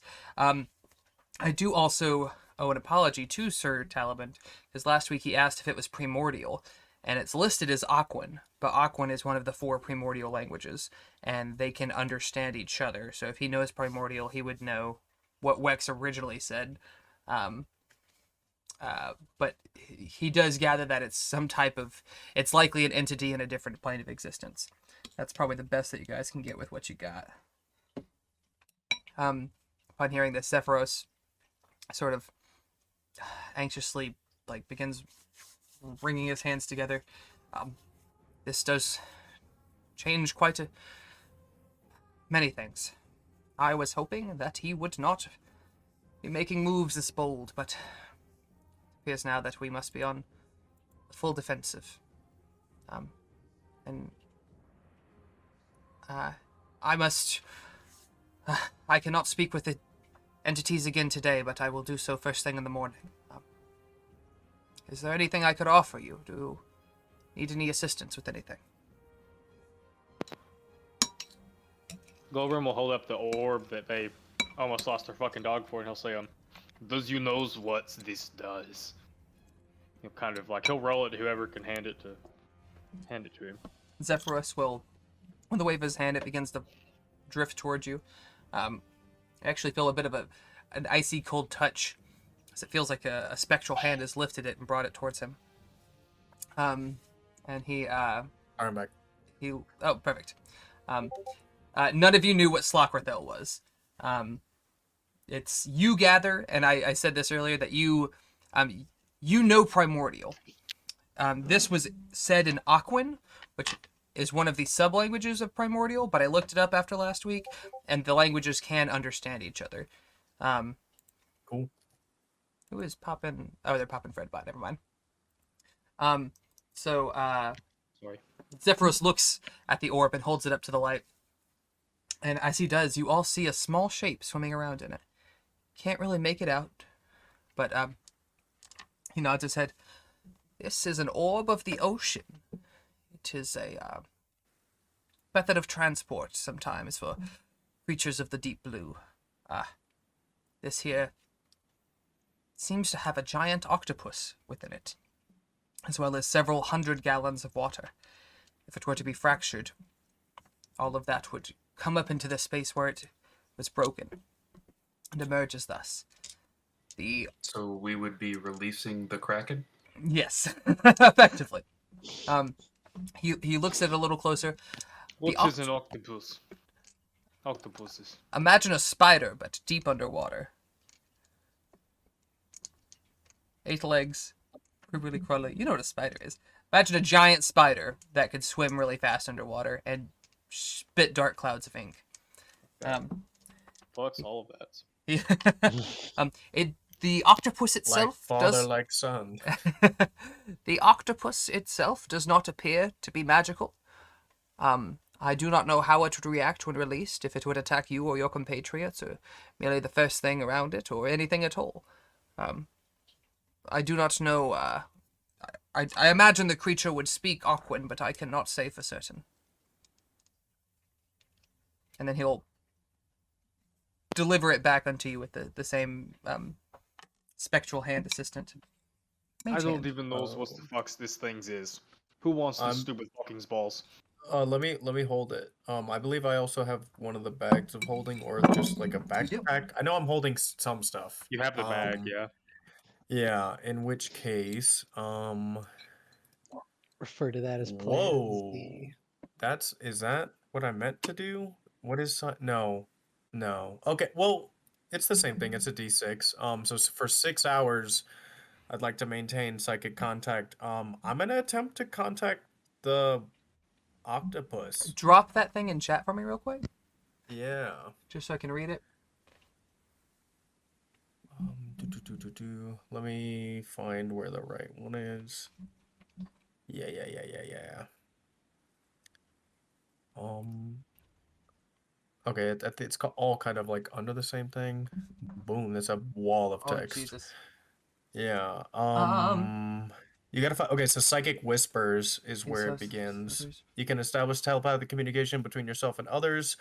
Per required invitation. As an action, choose one or more creatures you can see, up to a number of creatures equal to your proficiency. That's only 2. So I'm of all, I'm trying to establish contact with the octopus. Well, hang on. So further down, a creature can't use this telepathy if it can't speak any languages. It does not technically speak any languages. It is a wild creature. He just said it might speak Aquan. He said it might. He doesn't know. He didn't discern that from. He wasn't casting Identify on the octopus. He was casting Identify on the orb, which just revealed it to be a holding plane. I just get the psychic equivalent of dial tone then. Basically. I think it's like sonar. You just get a boop, boop, The dial-up noise. boop. No. So you feel its presence. You could try to say something if you want, but it won't necessarily understand it. As you're looking deeper into it, though, you see there's more than just the octopus in here. There's fish. There's almost like a small ecosystem in here that this could be sort of indefinitely sustained on. Like if you were to leave it on the shelf for a year and come back, it would probably still be alive. I mean, yeah, I can't really do anything. I can't. So yeah. I has an ideas for it if you want to hold on to it. Sure, I'll hold on to it. And can I rescind this psychic whispers, or should I just establish contact anyway because I've used it? You've tried to use it, so I mean, Okay, you can use it for the other creature if you wanted, but Yeah, it'll be Bergen and Valkyr this time, even though Valkyr. Well, I should make it more useful. Bergen and Devos. Bergen and Diavos, all right. So you do get a few things off of the baddies. You get a pair of dice, which seem a little unusual for a couple of cultists to be carrying around. Also, considering a few of their corpses were drug into another realm, we're gonna say that this one guy was holding everything. You roll it a couple of times and you watch every time it wants to land on a 1 or a 2, it flips to a 5 or a 6, and you get that they're rigged in a way. You find Sweet. you find a small gambling token with a golden goose on it, as well as 225 gold and 554 silver. Let me drop that in chat. These are also called fishy dice, which I thought was too funny not to put on awkward is way too cultists. funny. So, That's pretty funny. Can I take the dice and put them like in front of Sirius's nose? Not the dice, the token. I'm sorry. the token. Okay. He sniffs it. His ears perk up a bit, and he gives you a little lick on the hand. Doesn't seem, particularly interested in it. Okay. Zephyros, however, having cast Identify earlier, and Detect Magic, notices that there is. He sort of narrows his eyes on you. I could not help but notice that you seem to possess an artifact with divination magic. This would be my sphere of influence, as it were. If you were to share it with me for the night, I could perhaps improve upon it, as thanks for protecting me while I slept. Was that to me directly, or was that to the To group? you What directly. artifact? Okay. What? The way Detect What's- Magic works, he just knows that there's a radiation of divination aura, which you guys would know is like magic that's either communication or magic that is based on seeing the future or stuff like that. To him, I would say, speak plainly. To which item do you refer? I cannot see the specific item. I just know it lies somewhere within your bag. And Zatari actually might say, don't you guys have like that mirror that you have? It talks to the other mirror back over there. Isn't that divination magic? I forget Yes, which the accent it is. iPhone. Yes, the remove it from FaceTime. the Yes. bag. By the glow of his iPhone. That's twice now. Wow, Apple better endorse us after this. The worst part is it has an eye on the back of it. It's like Kind of part does. the It is. It That's is funny. the iPhone. So Zephyros takes it and looks at it and says, I see that this is bonded to one other mirror, but I might be able to improve upon it. Might I have it for the night? Or do you have any need of it before I do? I look at everybody else. I'll meta-wise tell Brandon that there was one thing he wanted to send home. Okay, yeah, I didn't know if that would be You could today, or you could wait, Your if call. we had already done it on the Ted- side. Technically not, because we haven't. You guys used it yesterday, and you haven't used it thus far today. But do you want to just? I'll just throw it out there. Or do you want to say it to Daphne, or? Yeah, kind of like what we talked about. Send Daphne to send a message back to Oralbar, telling Lord Amorous, everything that Zephyros told us about Mhm. the stone giants, the ordning, the Nightstone, kind of week Before 6 recap. before he Hey, does mom that, and sis at back at home, maybe you should come to Nightstone and visit me. You'll be safer there. I'm kind of a lord now. Um, I don't know when I'd be able to come back home, so why don't you come to Nightstone, kind of thing. Okay. Which we can, I guess, chat message with the actual letter later. For a short time's sake, let's just send the message Gotcha. or Okay. tell Daphne to send the message. You guys all gathered that he's basically just wanting to update the people of his town as to the recent events and the stone giants' increased activity. Zephyros nods his head as you hand it back to him, a noble gesture that he sees, and he says that he must take it to his workshop, and he arises up to the 3rd level once more. The rest of the day passes without event. You guys rest up a bit, able to recover from your wounds, and you actually all get to go to level 5. So look at that, y'all leveling up. Goldbrand sleeps a lot. The next day, I'm just going to try to expedite some of this. The next day, Zephyros comes down and he hands you a new and improved mirror. Not new, I should say, but definitely improved. I have taken the liberty of advancing this. Previously, you could speak to but one other location for 10 minutes. While this is excellent, I believe it is far more useful to be able to speak to numerous individuals, even for less time. And so, at the sake of by sacrificing the time you could communicate, I have expanded it to where you can speak to 6 different points of origin. I have taken the liberty of making myself one, and allowing the citizens of Nightstone to still retain 1 slot, granting you 4 slots that you can use at your disposal. To adhere someone to it, they must be willingly place a drop of their blood on one of the 4 remaining sapphires, and speaking their command word. For example, if you wanted to contact me, you would say Zephyros.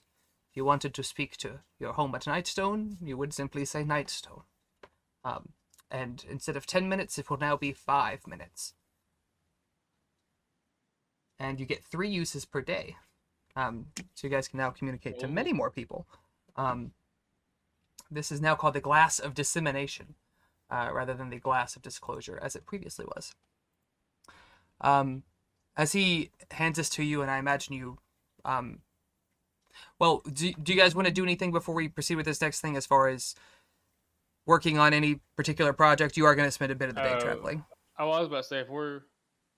have we rested again? Yes, it has been a long rest. We have taken another long rest. Goldbrand wants to use... I know he's already made his armor once. He wants to do as a second run. Make a nature and a survival check, I think is what we did last time. Let me find this real quick. Losing my mind. Need 2 passes. Nature check. Oh, that's 1.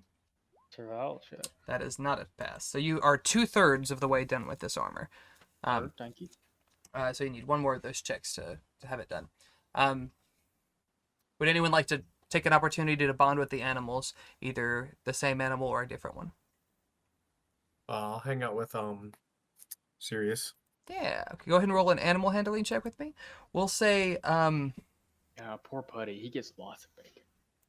What got beat mod up. is animal handling? I'm in the middle of the character builder thing. it's Is there an- wisdom, I think. Yeah. Wisdom? Okay, my wisdom is actually pretty nice.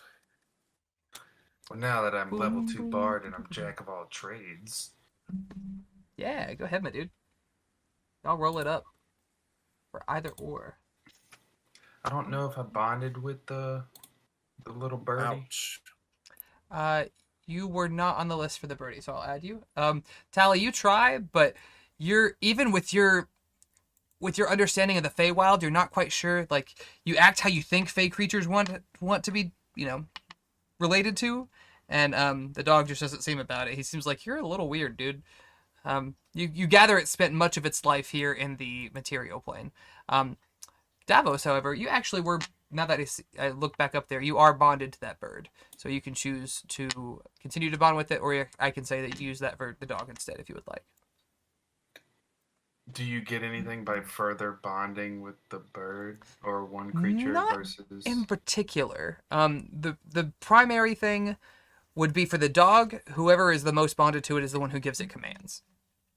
But anybody who is bonded to it could give it like an out of battle command, and it would try to help. Basically, if Golbrin were to go unconscious, Valkyra's bonded to it, so he could give him a command. But if Golbrin's up, for the sake of this dog for the sake of action economy, he's just going to move when Golbrin moves. Unless it's sort of established ahead of time that, hey, I've got something I can do with my bonus action. I'm just going to do my own thing. Why don't you take Sirius for this next encounter or whatever? Yeah, since I already got the bird, I'll be bonded with the dog.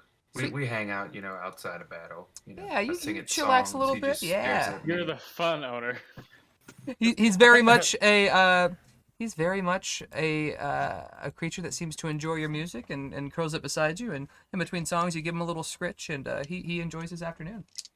While you guys are doing snuck in a this, turkey leg. There we that's how go. I did it. that's the way to a dog's heart. As you are all doing this, you hear an immense roar that sort of shakes everything. You all sort of race toward the entryway as you see an adult bronze dragon. Not quite right there. Let me back up a little bit. Make his way What the soaring around and swooping around the castle. Zephyros, please, worry not. This is an old friend of mine, Fergalus. And the dragon flies up from above as you guys are approaching the doorway, and a small, unassuming halfling man pops up and lands on the clouds just outside of the entryway. That was a Fergalicious entrance. Burgalicious indeed. So here is the dragon. Bloop. And here is the small halfling man who comes up behind him.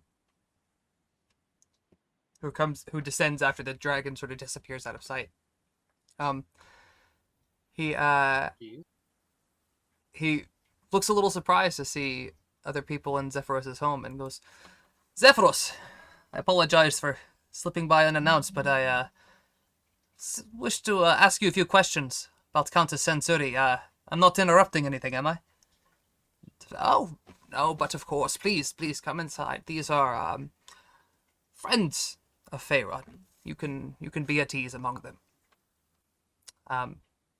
Legolas will say, I've heard rumors of attacks from the Cloud Giants. A keep south of here. Is this Sensori's doing? And Zephyros nods his head sort of glumly, like, yes, I was just made aware of the situation. She has stolen away the Nightstone. And Legolas sort of curses in Draconic.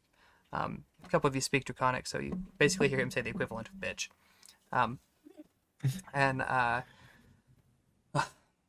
I figured she might have been after it. I'm a little worried about what she might be doing with it. It's older than any of us, of course, but I worry that she might be able to worm her way into knowing more than she should. But I apologize. I have tried to scry upon her and have been unsuccessful. I imagine she has used some type of wardings to make herself unseen. Do you know where she's about?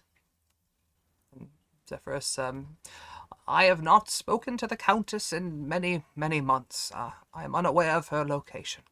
However, this time of year, she would normally be near the southern range of the Spine of the World, which all of you would know is the large mountain range that sort of covers the northern part of the continent.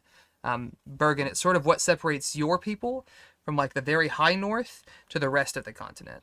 And it's a pretty fierce fucking mountain range.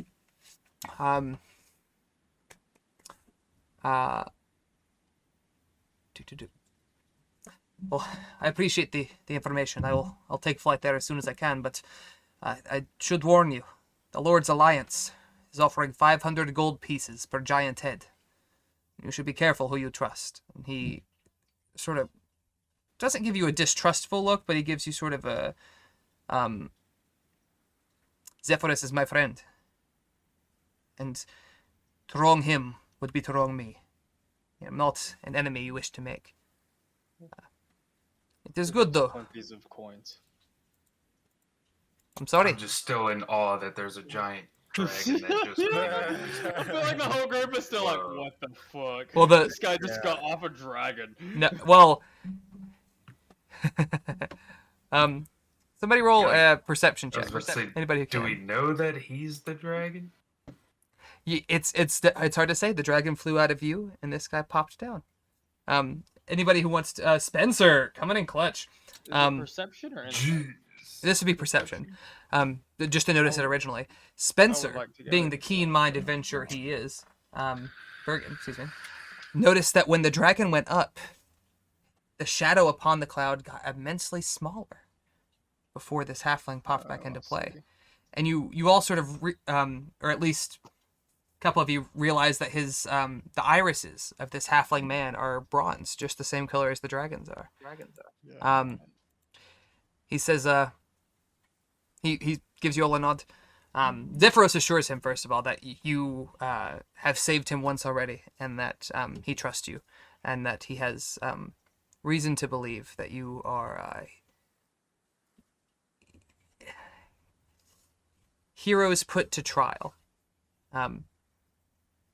Legolas will sort of nod respectively, like okay, I'm not so anxious about you. You must be in Tamora's good graces today. Luck is on our side. He gives Zephyros a pointed wink, and the giant sort of shakes his head, saying, "No, I swore off gambling after you won my hat. I'm still quite upset that you let it get destroyed." Well, it's not my fault. If you figure a wizard's hat would be fireproof, it just makes common sense, man. It's your own fault, really. And he... So wait, you want your wizard's hat back? I like to maybe gamble. Roll for Legolas looks sort of sheepish, like, I wish I could give it back myself, lad, but unfortunately it was not fit for the adventurous type such as myself. But I do love a good gamble. What do you say? We put down a platinum piece for the highest of 3 rolls. I don't know character-wise if I'm down, but I'm personally definitely down. I mean, you're a bard just as much as you are a paladin. I feel like you would be, like, all right, I'll fucking gamble with dragons. This is something for the kids back home. I mean, shoot. It's for a good cause, for Nightstone. Well, my Good question. story, if nothing else. Yeah, exactly. Are you gambling with? He produces a pair of bronze dice. Would you like to use those, or would you like to use your fishy dice? I mean, if the rules allow, I'm using the fishy dice. I mean, he doesn't Unless- know, so unless we have to use the same dice, is what I mean. doesn't seem to. Well, I've got the lucky pair myself. I understand being a little I'm wanting to use your own. All right, so here we go. So roll 2d6. He didn't do great. You did better, though. You rolled a 9, he rolled a 7. Oh, he also mentions that doubles are doubled. So if you get like 2 5s, it's not 10, it's 20. He got me in the first one. That's all right. Let's do another. Get a 3 and a 4. He does better this time. He has an 11. He has a 5 and a 6. All right, that's one for me. Let's go. Third round. He has an 8. Just barely beats you. And I have an 11 because the 2 2 is a 6. That is correct. So you watch as the die, as it hits, is about to go to the 2, it just shifts slightly on its axis and lands on the 6. Is it like really visible that this shit was about to be a 2?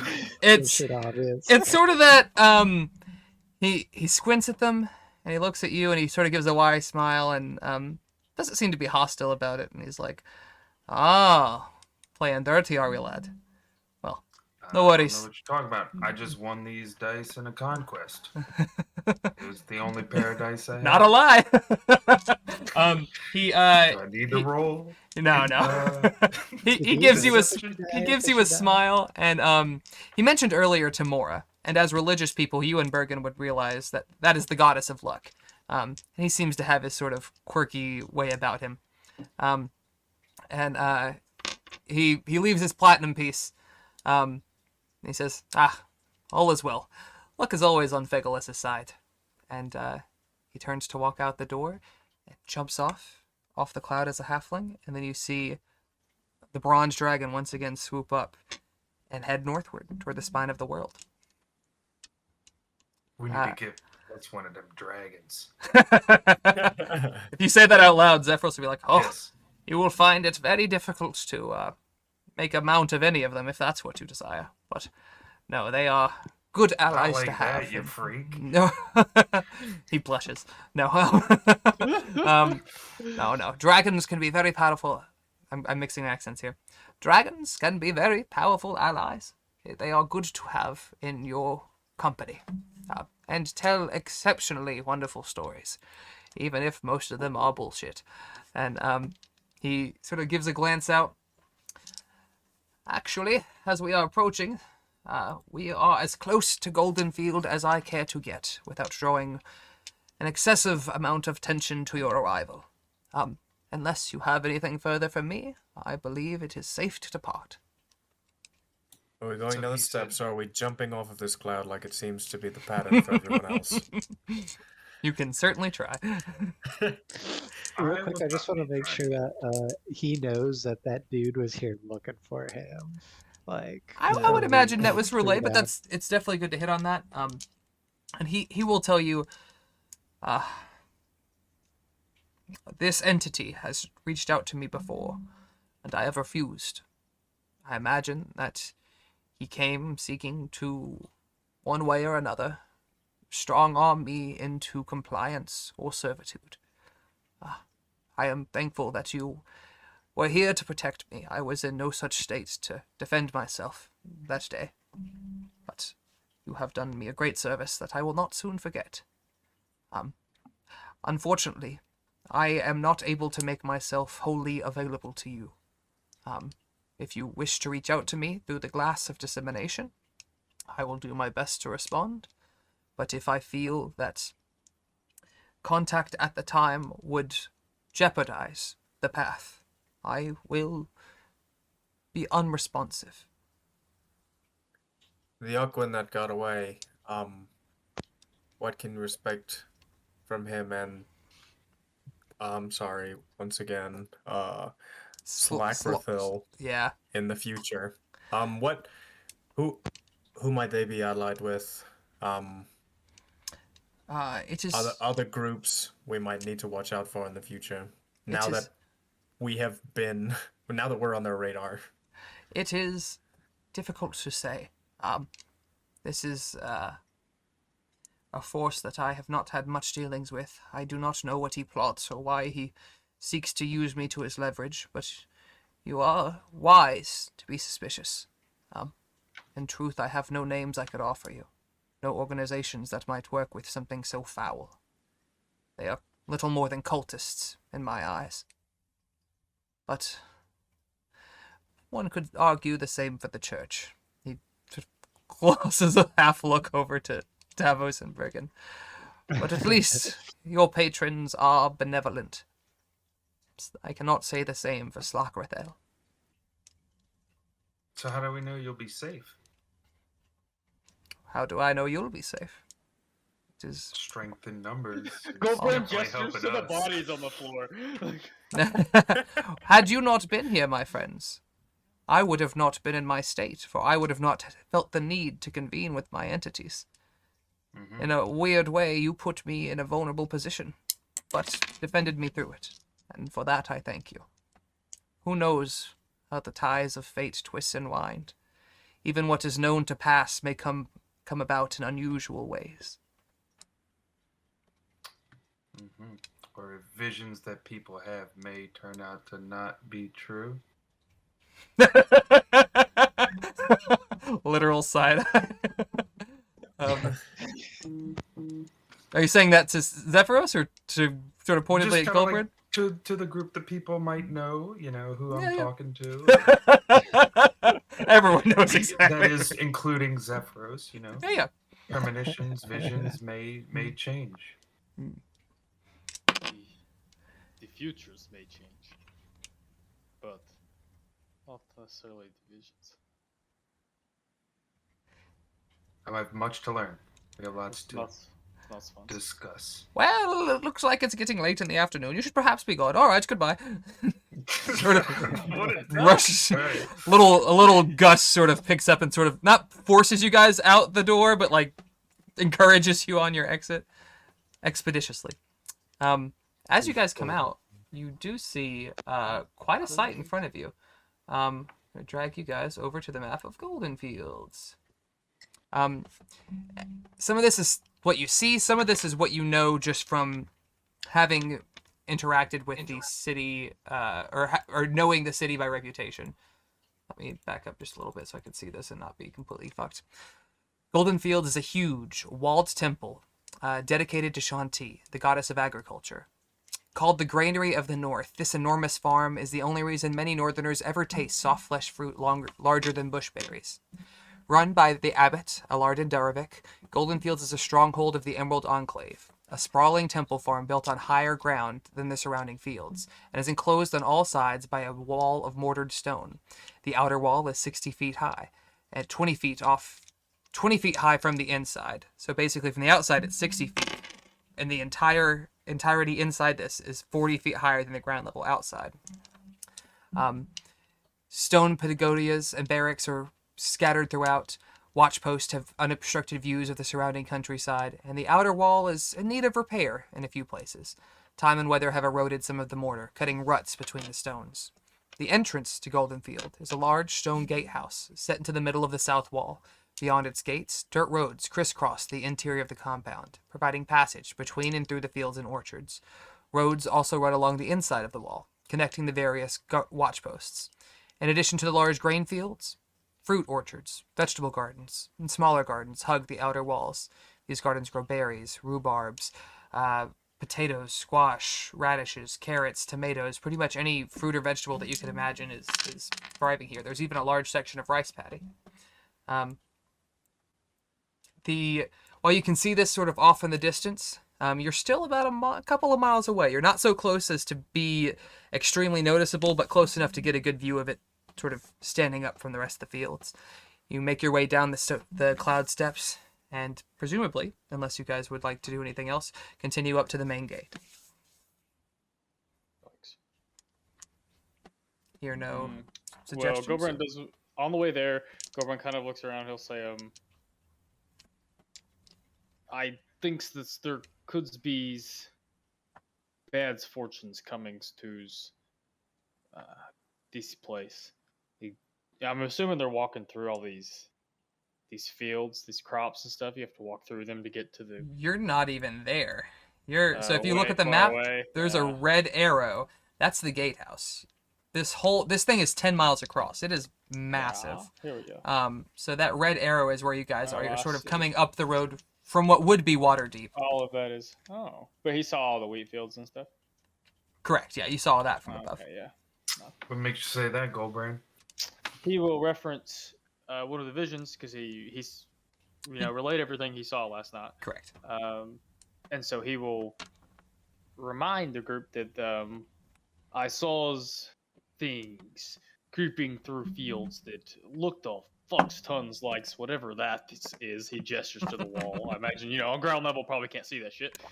And he says, surely there is not other places that looks like this. At least none that's within reasonable distances. He just kind of shrugs. He says, I do not know any better than the rest of you, but I do not know what to make of this or how to even begin to convince an entire towns that there's, shrugs. I wonder if there's maybe like a psychic sorcerer, somebody who could help you with interpreting visions here in town. Just something moving forward. I don't know, maybe meta, but someone who could help you with these visions, either making more sense of them or controlling them. Maybe I don't know how they work. Holly stares thoughtfully in the distance at the idea of a psychic therapist. It's I love we it. definitely need, mentally, we definitely need to get you one of those too, bro. it is definitely possible that I could go speak with um my teachers, if you will. I guess is how you children says it. But we would have to track down my tribes, and that could take some time since we doesn't have at the moment. As you guys are saying this, the road is sort of rising up. The countryside around you is still relatively flat, but there seems to be a rough, almost seems to be too perfect to be natural. It seems to be shaped with some type of spells, that the road raises up the 40 feet to where it comes to the large gate at the base of the wall.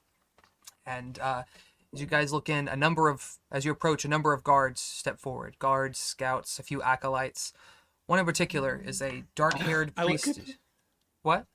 I'm sorry. I look at the dog really quick. Say Ruthium. I'm sorry, what? I said the command word to make the dog look like a. What did we say? Oh, gotcha. Yes. Okay, I thought you were talking about your dog. I was confused. I was like, Roman? No. What? He said guards. Gobrand sees guards and goes, "Whoa!" Spits out the word real quick. As you say it, the leaves, the scales, the ivy that sort of compose your unusual beast, sort of seem to shift like they're water, and an illusion spreads over the dog to make it look like a Saint Bernard, little shaggy, brown and white, seems happy enough, still a sizable dog. I mean, this is still, easily Saint Bernard's 150 hounds. Like it's a big boy, big boy. But I vote King Corso. yeah. Oh, fuck off. So one of these particular priestesses is a dark-haired woman who sort of is the first to approach you. Good evening, travelers. Welcome to Goldenfields. Might I ask your business in town? Oh. We come to trade for alchemical goods and to oh, he wouldn't really know how to say that. Oh, They want to give commerce to town, but he don't know how to fucking say that. trading in We're also alchemical looking goods. for the blacksmith guy. Yeah, I was gonna say. Blacksmith. If we recall the name. The Yeti? Miros Zelbrin is the name you were given. But he... Yes, the Yeti. You have business We with the have Yeti. his This is most interesting. No, yes. Our city is not walled off to keep people as yourself out. It is just something we like to be aware of when people visit. Where are you from? We're coming from Nightstone. Where Miros is from. But of course, I should have known. Very well. Well, if you have nothing else to report, then you are welcome to proceed inside the city. And she sort of gives you a little bow. Return the gesture. I feel like Golbrand awkwardly. Yeah, no, he's not gonna do it. He frowns when she bows, like frowns disapprovingly, like don't do that shit. She must knew you were a lord. Actually, as you guys are coming up, she notices the corpse that Zatari and or Goldbred is hauling along. Yeah, I forgot to mention. You had best explain quickly, and she sort of gives sort of a pointed glance to one of the other guards who disappears inside the guardhouse. I imagine we all look at Zatari. Yeah. Zatari will explain that he completed a bounty for the abbot, and that this is his target. And she looks a little horrified, like, "Oh, we've never asked anyone to bring back the body before. This is most unusual." And Zatari hands over the identifiables, the earring, the letter that was in his pocket, and she takes stock of it and like, yes, of course. Odi, and she snaps a couple of times, and he brings a large chest up, and not a large chest, but a medium-sized chest, and she opens it and hands you guys a bag of 150 gold. Devin, if you'll record that for me, and tells Odie to take the corpse, which he does. This thing's been dead for like 3 days now, by the way, so it's looking a little rough.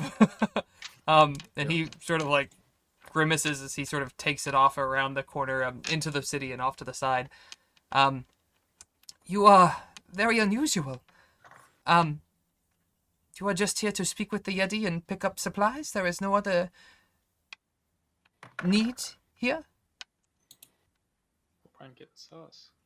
Well, you can see we've taken care of your boar problem, and you've paid us well, so if there are any opportunities like that as well in town, we may be interested in the same. But who are you? This one I We're recognize. The Lords of Nightstone. We need some fucking rings. The lords? Kiss the ring. I'm sorry. There must be some confusions. The lady of Nightstone is Lady Valrosa. I've met her a few times. She died 6 I days hold ago. up the necklace thing, that I was kind of hiding. And you see her get very serious. Right. She grips onto the bow staff at her side, and We you didn't are now kill the. Well, you had best explain. And about this time, you see the guard that she eyed earlier come back out, and in tow is a human man, very grumbly looking, looks a little pissed off. Seems to have been in the middle of a meal. You see some crumbs like in his beard, and she goes, "Oh, please, this is by the way, my name is Liang. It is a pleasure to meet you. But this is Hontanus Tarm. He is the Castilian here, in charge of the defense of the walls." And this guy comes up and, "All right, I don't take kindly to y'all bringing in corpses and throwing them down like willy-nilly." And she points to Zatari, because Zatari has been to this city before. "You didn't have to go bringing all that and causing a scene. What are y'all here for?" And G will explain. They say that Lady Valrosa has been killed. I was just about to get details. And they sort of eye you. So we relate to them the events of the past few days. Yeah, I go If you- ahead and do that. I tell him how we just kind of stumbled into lordship. Accurate. As we said, there's at least, it sounds like 2, possibly 3 of us that are like, this is fucking shit, man. We're just fucking all of a sudden fucking. I love it. At least 3 of us while telling the story are like, G seems very alert. Cloud giants attacking your city. It is unheard of. We should report this to the abbot. And she begins to walk off. And Hontanus, wait! You hold yourself up. We defended this city from giants couple of weeks ago. I'm not worried about no more coming around. We'll be fine. Well, besides, Nightstone's a backwater keep in the middle of nowhere. This is one of the strongest fortifications of the Emerald Enclave. We're gonna be all right. You just cool your horses there, G. Why don't you I could see go from back your to walls, guard duty? Pointing to a particularly dilapidated one. I'll Yeah, have most you of know the that wasn't walls from were- the attack at all. That's just I needs asked some you if he's maintenance. ever faced a giant in combat before. Well, I faced him from the walls, and I think I did pretty damn good. We had 2 of them. Big oafs. Ugly. Fat. A couple of goblins that were scrambling around with them, but they couldn't get up here. We're fine. We are safe. This is the most protected place in the north. I will reiterate the part of our story where the cloud giants descended in a mobile fortress from above the keeps of Nightstone. Cloud giants, fire giants, hill giants, it all the bloody same. I ain't worried about it. No, We're gonna be no, fine. I'm sorry, sir. I'm sorry to cut you off, sir, but they don't all fly. Even if this one were to come hoity-toity and flying over here, we got spellcasters, son. We have archers. We've got catapults. I ain't worried about it. If anything comes drifting over here, we'll blast it out of the sky. Giant, dragon, you name it. He sort of like dismissively waves away G, like, you didn't need to bring me out here for all this shit. I just want to go back, and he sort of grumbles as he disappears around the corner, just completely blowing you off. And G looks mortified. She apologizes. I am sorry. He is abrasive at best. But please, if you were to take this information to Strog Thunderblades, he is the captain of the guard. Although he is not unlike Hontanus, I do not know if it would do much good. But you would likely find him at the God's Outpost near the Golden Goat Brewery, on the north side of town. She sort of looks a little annoyed that your genuine cause for concern was sort of dismissed so quickly. If you are still wishing to speak with Zephyros, I do not know exactly where he is, but you could always ask Lifferlas. He's a large tree in town. Has a large knot. If you tap it twice, he'll wake up and be able to give you some information. If he is sleeping, that is. He wants to talk. Tally. Devin's like, Think- yeah. Goldburn, I don't think would be shook. Yeah, Goldburn, Yeah. he No. awakened trees are not a common thing in the Uthgard society, but it's not unheard of. You were probably picturing more of like a Trent kind of thing. Like you've seen walking trees, so you're like, okay. As she sort of gestures out, if you guys continue in, you make your way inside, and you see, as you enter into the gate, a towering wooden statue of Shanti, who, again, is the goddess of agriculture, wife of Lathander, basically Gaia, the earth goddess.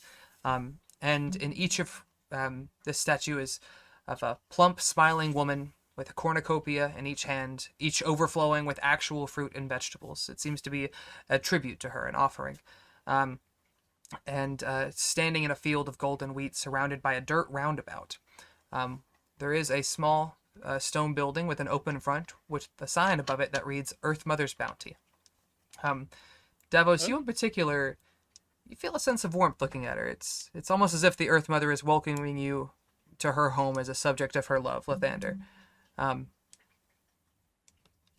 The directions... As they come in and see like buildings and stuff, Goldburn will say, I cannot read any of these buildings. We need to find Earth's Mother's bounties. Zatari Are will... you saying or asking?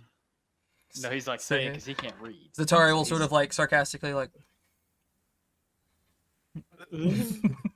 I think this is it, big fella.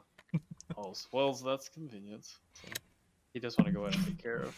As you walk What in... all the press if he promised to get hold of.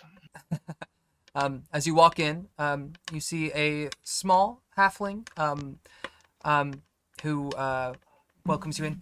Oh, come in, come in. My name's Savembra. I'm happy to help you, Tumbleleaf, if it makes any difference. Member of the Emerald Enclave. We sell nothing but the finest seeds, fruits, vegetables, herbs. What can I do you for? He will. Herbs.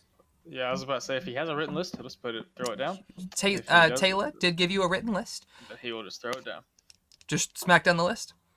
How much for half of your stocks of all of these? Half of our stock? Well, son, I don't think you understand. We're quite a big orchard here, a farm. I mean, there's plantations of these herbs. We have quite a bit. We'd bankrupt you. Lords or no lords, she says as she points to your add necklaces. the bank, Points you to said who? we won a platinum piece from the halfling? You did win a Oh, platinum we added piece. it. So Okay. that's a whole 100 You did gold add for the 150 platinum. gold for the bounty. Right. It's not 100 Which gold. is The 10. platinum is 10 gold. Yeah. Oh, yeah. I'm sorry. Lame. All right. Win plat. Sorry. 10 gold. She looks at your list and goes, "Oh, this is signed Taylor. Yes. Down in Nightstone. No, yeah, she comes up every few months. Yes, I can get you all this." And you see now, well, Goldbrain doesn't, but the rest of you see that there's quantities listed. Like she's specified how much she needs of each thing. I love Yes, that. He's just like, how much for half? All of yeah. We have lots of shiny coins. I do not know what any of them are worth. Just give me what I need.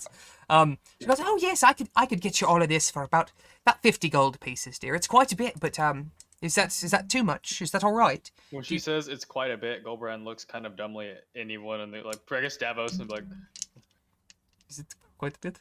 is that quite a bit? That's yeah. Yep. Huh? 6 kilos of wheat. Yeah, what's the actual it's quantity? more of than I these can things She carry in that we're my gonna hand. get? it's several different bundles of things. Just well, this here is your Hyacinthian nectar, and this here is milkweed seeds, and here's dried epindra, and here's the bloodgrass, and most of them are in large clusters or in small pouches. The seeds are in like a cloth pouch, and it seems fairly sizable. I mean, you're getting several hundred herbs for this. Does Goldbrand know what bloodgrass is? Do you know what it does? Well, yes and no. So there's a thing. You've always said bloodweed. In that PDF, there's an actual thing called there's an actual bloodgrass. Bloodgrass, yeah. Are we using those as the same thing? I'm thinking bloodweed could just be the Uthgard name for it. That's fine. Okay. Okay. No, that's true. So yeah, you would recognize the bloodgrass as she But puts it on the It is table. bloodweed. Oh, you could buy And that. I too Wow. would recognize that it's Goldbrand's Weed. drug of choice. Oh yeah. Yeah. but it's Um, bloodweed. You as you see her, she does put a good bit of this. Like when she's pulling this stuff out, you see that she has behind her is practically an entire produce section. Like there are fruits, veggies, all somehow remarkably fresh looking, and an entire wall devoted to these herbs. Anything else I can get for you, dearies? He looks. Do they sell? Is it obvious to him that they sell fruit? Yeah, you see fruit and vegetables. He will order.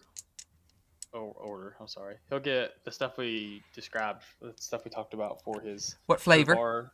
He wants blackberry. So he Blackberry, wants blackberries and whatever the fuck else I said. wheat.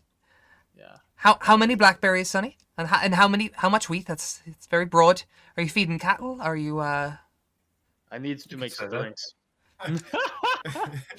make drinks with like berry juice? Yeah. Forest Fermented. waters. Does he have any waters. forest Oh, water left? fermented. Oh, sir. No, yes. No, we could hook you up. How big a batch you looking at brewing? Why didn't we bring the fucking bartenders with us? Well, you mean Marak down there in Nightstone, yeah? Oh, all right. Well, Or just nods. He does not like shopping. He's I'm sure he doesn't have an excess of he doesn't have a large distillery down there, so he couldn't perhaps do too much. But she says for another 50 gold pieces, she could get you a sizable quantity of berries and wheat. That would be a start. 50 gold pieces. I mean, I'm good with that. Let's see. Goldbrand's almost always gonna look at the group and be like, you know, Shrug. are we spending a bunch of Just, money? you know, Yeah. like quietly in the corner, like, yeah, that's right. She takes the gold, hands you guys a pretty sizable amount of berries and stuff. Because this is all just for 2 resources rather than spread among several different ingredients. I mean, you have like several large bags full of berries, as well as a pretty sizable, not quite a bale, about a bale's worth of hay or wheat, sort of banded around the edges and sort of almost worked into a rough backpack that she hands off to you. And she smiles and thanks you for your business and blessings of Shanti upon you. And goes back to... I ask if there's any place we can rent horses and perhaps a wagon. Oh, well, we do have a stable here or in buy, town. purchase. Yeah, and she points down to the southeastern road. You see where it says livestock pen, G5. You can sleep there, Goldbrand. Shh, rude. She says we certainly have lots of different creatures. If you speak with any one of the stable masters, I'm sure they'd be willing to sell or rent or whatever you'd like to do to find your steeds. Also, I just want to say that Davos just he took a hit and put his thing over, right as Devon reached over and grabbed his water bottle. So it was almost like you guys were sharing something. But she, unless you guys have any more questions, she bows her head kindly and wanders off. Not wanders off. I want to get some millet seed or whatever a phoenix bird particularly enjoys if they have it. You pull out the bird and sort of see if anything draws its interest, and as you do, a small beetle crawls across the counter, and the phoenix just locks eyes on it and jumps off and like checks after it. Oh, you got yourself a little chicken there. Oh, it's a pretty thing. I've never seen such feathers. And this just phoenix just gobbles up this beetle and sort of contently sort of flops back over. That isn't I quite. didn't realize it was carnivorous. Oh yeah, man. Birds are they're omnivores. Kids are raptors. Yeah. I didn't realize I that one. introduce you to my friend the Shrike. Shrike. All right, to Google later. Um, uh, So some mealworms, I guess. You got? I mean, you could, but you gather that this creature is sort of self-sufficient. It doesn't, Okay. it doesn't need to be fed. It is a bird of prey. Please tell me Gotcha. somebody else has seen those videos. Animal facts? Okay, never mind. No Anyway. true facts. Yeah, true facts about the owl is the one I'm thinking of. A bird Oh. of prey. So you guys wander in. I'm pursuing heading in toward the town. You pass by the livestock pen. This one doesn't seem to be horses. Seems mostly to be pigs, cows, some chickens milling about, but this doesn't seem to be the type of creature that you're looking for. But you, from your view from above, you did see several other of these types of enclosures. There's one more on the north side of town. I think there's one more on the far north, but I can't find it right now. That might be the last one. My assumption is all the G5s. Yes, sir. I only see the two. Is there a third one? Not that I can see. Otherwise, the other one is for horses. Is what I'll. There you go. You guys approach Goldenfields proper, and it's quite unusual, particularly to you, Davos. Particularly to you, Goldbrand. Passing the wheat fields and livestock, you see a small, quaint town with short, squat stone buildings and impressive longhouses, large enough to hold dozens of people, each decorated with different animal carvings on each house and with small numbers. To the south lies a small grove of several odd-looking trees, with a particularly crooked tree standing sentinel in the center of the grove, with a large mossy knot on the center of its face. Gather that this is the tree that G had informed you of. You could choose to either visit the tree, or you continue into the town and try to find Miros yourself. I mean, is anybody Might as well try to going ask the tree. Yes, but listen, we're going to knock stones. Go up and awkwardly knock on a tree's testicle. Yeah, hello. Oh, hello, adventurers. Oh, good. Oh, hello. My name is old Lifferlas. I'm here. I'm happy to be of service any way I can. What can I do for you? What can you do for us? I can do a lot of things. You want me to sing you a tune? Eh? I look over at our bard. I'm just like, there's Get a her for a duet. All we are is dust in the wind. Do you know where the abbot is? Oh, the abbot? Oh, I imagine he's at the abbey this time of day, no? And he sort of like, you see one of his branches. He's not like a Trent or an Ent in what you imagine. By the way, Ent is a Lord of the Rings term. It's Trent in the D&D universe, just for shits and gigs. He's not quite what you pictured. He has branches, and you guys have seen, some of you have seen Trents before, but this is an awakened tree. It's something entirely different. Basically, a druid blessed him with sentience. And you see as part of his branch sort of bends around awkwardly and points further east. On the other side of the grove there. Oh, big old stone building, nice stained glass windows, can't miss it. If someone else has something. Recovering from my awe, we're here for the blacksmith. Blacksmith. Miles? I'm pretty pleased to hear you ask about it. Thank goodness, he's one of the few people I can easily identify. After a few generations, all these two legs start looking the same, you know. Yeah, about this time of day. And he sort of gives his... Atari, what a racist, am I right? I love it. Lifferlas sort of looks up at the sky. Oh, I'd reckon about this time of day he'd probably be at the Nightfurrow's Inn. It's on the northeastern side of town, not too far. And tells you to make your way to the large central road, make your way to the last row of outhouses, and take a right. Actually, Tally, Bergen, and Goldbrand, because your pee-pee's not shriveled anymore, you guys all notice while you're talking to this guy, as you're sort of taking in the grove around you, there are 3 Trents actually standing vigil that seem to be part of this sort of unusual awakened forest. These are Trents proper, like actual large legs, arms. So in a passive state, planted, they look almost almost indistinguishable from trees, but they have an unusual shape to them because of their limbs.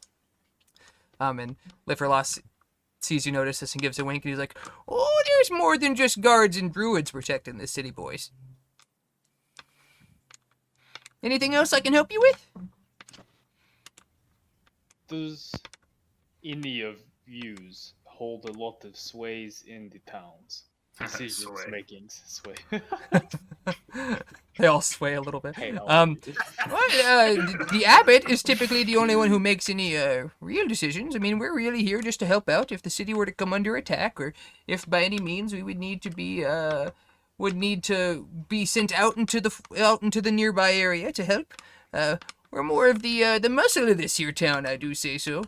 And one of the Trents kind of rolls his eyes, like, get the idea that the awakened tree doesn't do a whole lot of the lifting. It's really can't more move of around, yeah. But Lifferlas, yeah, I've been around here about, what is it, 120, 150 years now? I don't know, it's been a good number of seasons, had a good many springs. And as you're looking at him, you see that initials have been carved into him. The path to this tree is worn down much more than any of the other Trents or anything. Even as you're talking to him, like a young kid, probably about 10 or 12, runs up and sort of tries to reach for an apple, and he lowers one of his branches to where the kid can grab it and scamper off. This tree is very much a part of this town, just as, any other citizen. Everyone seems fairly self-assured about the defense of this city.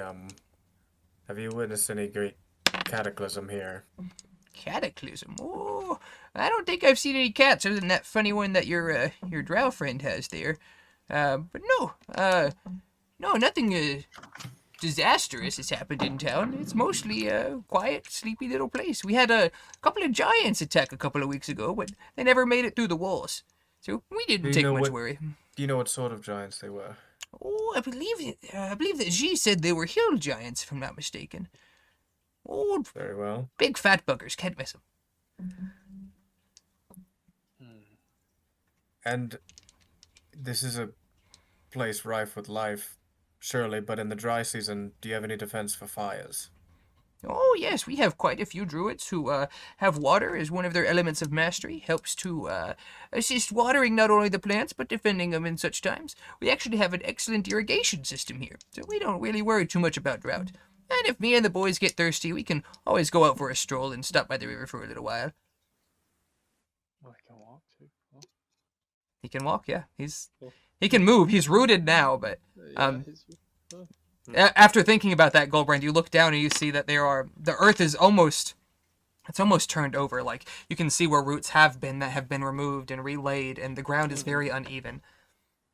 This is around all of them, the treants included. The Trents they're not rooted in the same sense. There are small roots that connect them to the ground, but Lifferlas has actual tree roots. The Trents can sort of plant and are much more mobile. Yeah. Golly, I love it. What a bitch. Anything else that old Lifferlas can help you boys with? You hungry? You want an apple? Sort of tantalizingly waves one. I'll hold out my hand. You don't even grab it, and it separates from the tree and lands right in your palm. Yeah, I'll take a big old juicy bite of it. Thank you, friend. There's a worm in it. No. So weird. Tali loves to eat worms. Very elder. I was about to say, if How to eat Allie them. doesn't eat it, the bird might want it. Yeah, That's fair, yeah. that's pretty funny. You guys make your way. Oh, he did describe where the inn was to you, correct? Did I tell you that? Okay. Yes. He, sort of goes back into a stoic state, and his face hardens once more, indistinguishable from the wood around it, other than the large mossy knot that is his nose. I've got a picture of this ugly fuck. I shouldn't say ugly fuck. He's actually kind of cute. How He's dare you. probably my favorite bullshit NPC character I've ever seen. Let's say he's just a tree friend. Happy tree friends. Oh, Happy God. trees. Oh, no. Isn't that a Bob Ross reference, right? Yes. Happy tree friends is not the same. Happy, but he says happy trees a lot, doesn't he? He does. He does. Lifferlas, awakened tree.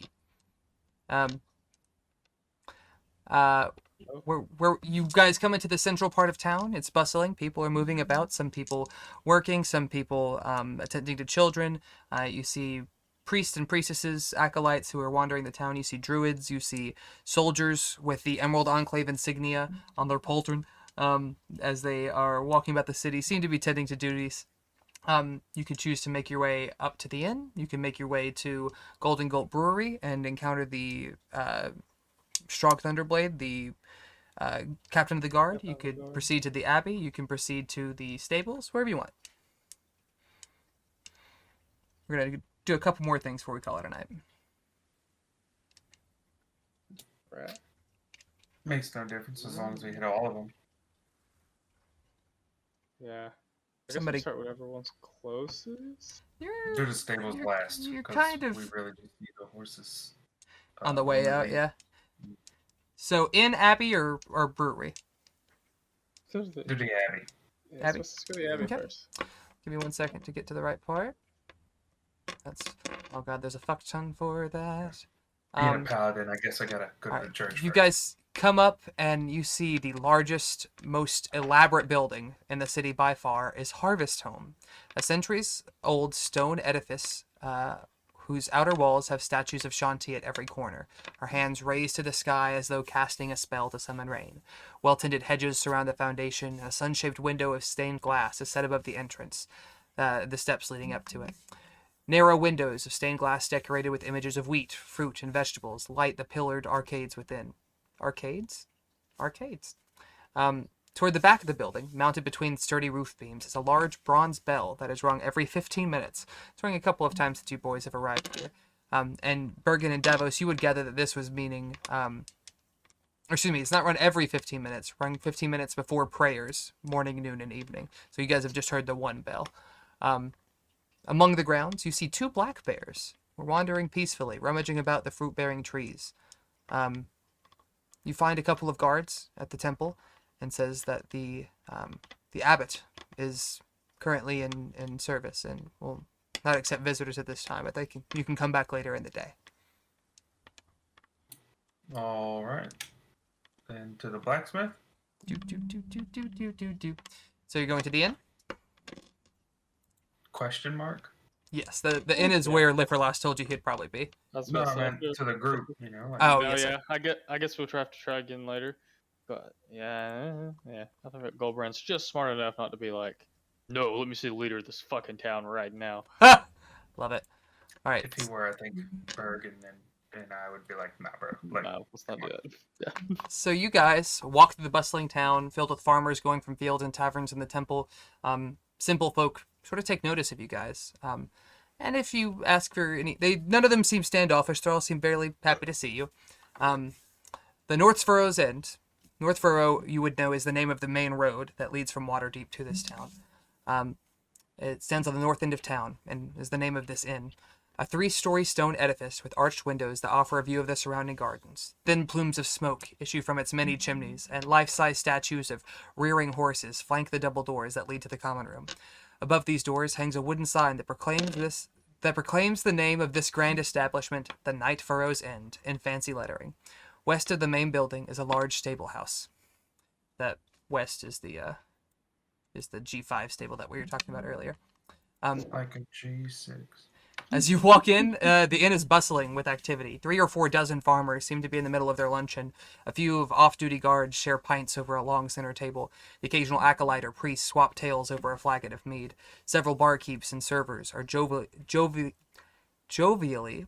filling orders, and a number of cooks can be seen through an open window beyond the bar preparing delicious dishes of roast vegetables, honey-glazed meats, and a variety of savory soups and stews. Behind the bar, standing on a large keg, is a finely dressed gnome man, greeting patrons. And as you enter, he notices your unfamiliar faces, points to you, and gives you a wink before returning to his pouring. Let me drop a picture of him real quick.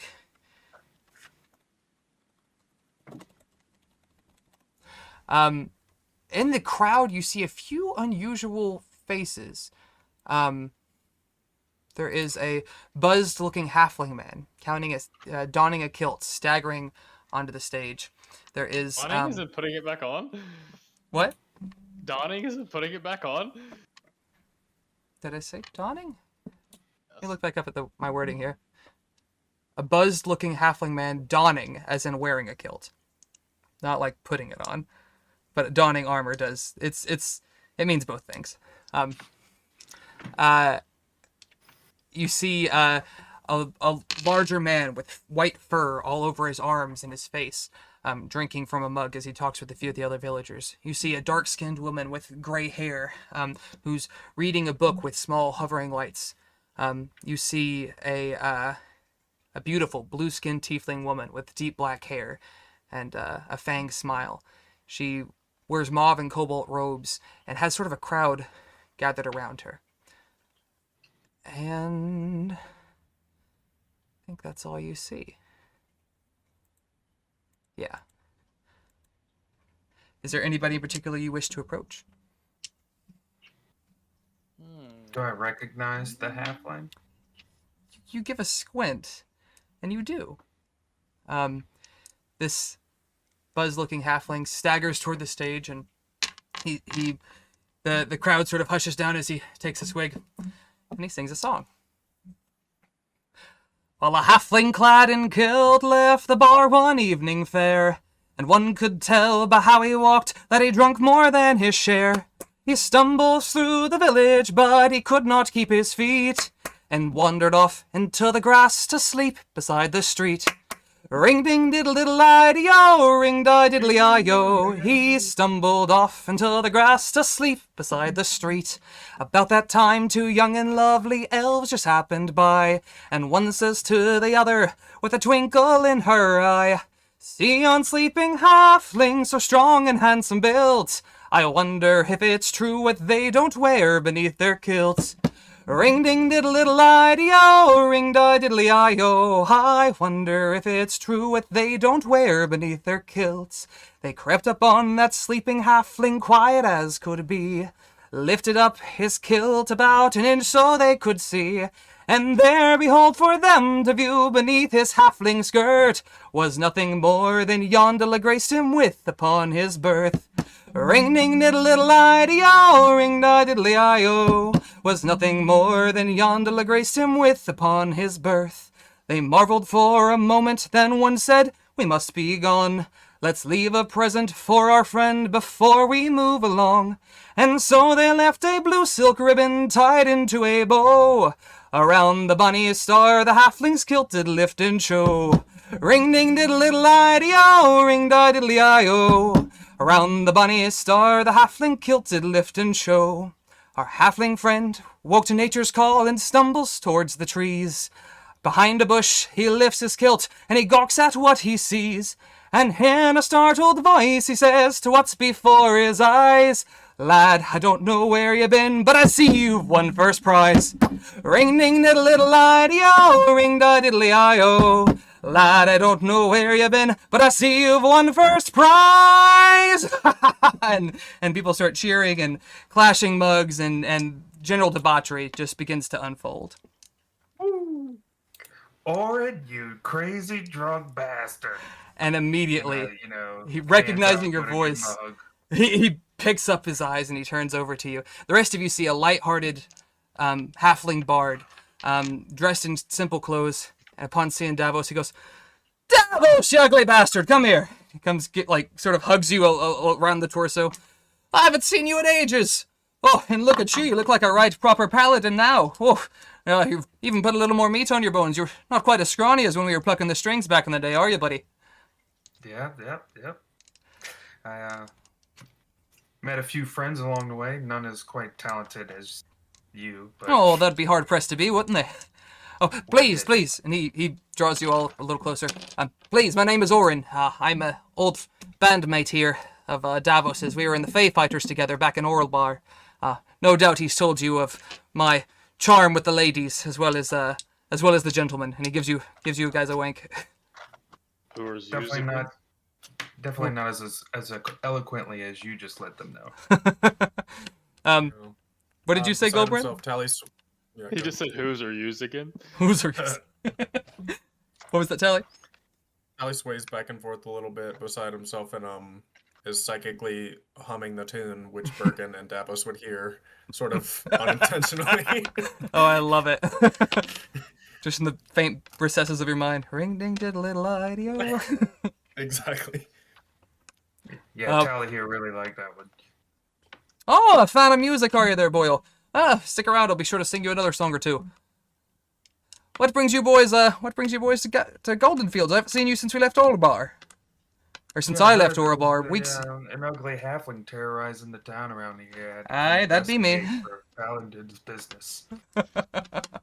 No, I've managed to keep myself out of trouble here, at least. He sort of looks over everybody. Sort of looks over his shoulder to see who's listening. Between you and me, friend, I've what? Would you believe I'm a lord now? Me and these guys here. He sort of squints at you. You're always a funny one. No. No, I mean it. Like, what? Kind of show him the necklace of Nightstone. We Shut his pubes! Where the fuck did you get that? From Nightstone. We all have ones. And he sort of sees them on you. He's like, he looks to, let's say, Bergen, seeing a cleric and assuming an honest face. Goes, is he full of shite? Are you really lords?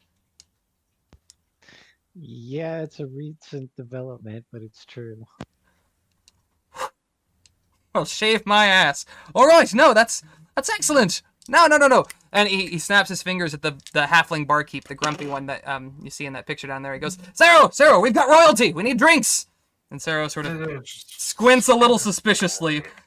You've definitely drawn in some attention now. Sorry, I wanted to drop that in chat real quick.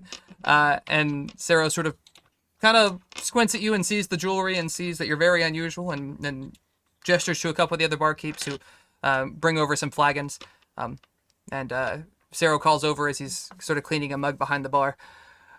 Might as well let you know, everyone who comes here for the first time in the city gets a free flagon of Golden Gulp Ale, royalty or not. He says as he sort of rolls his eyes and goes back to tending the bar.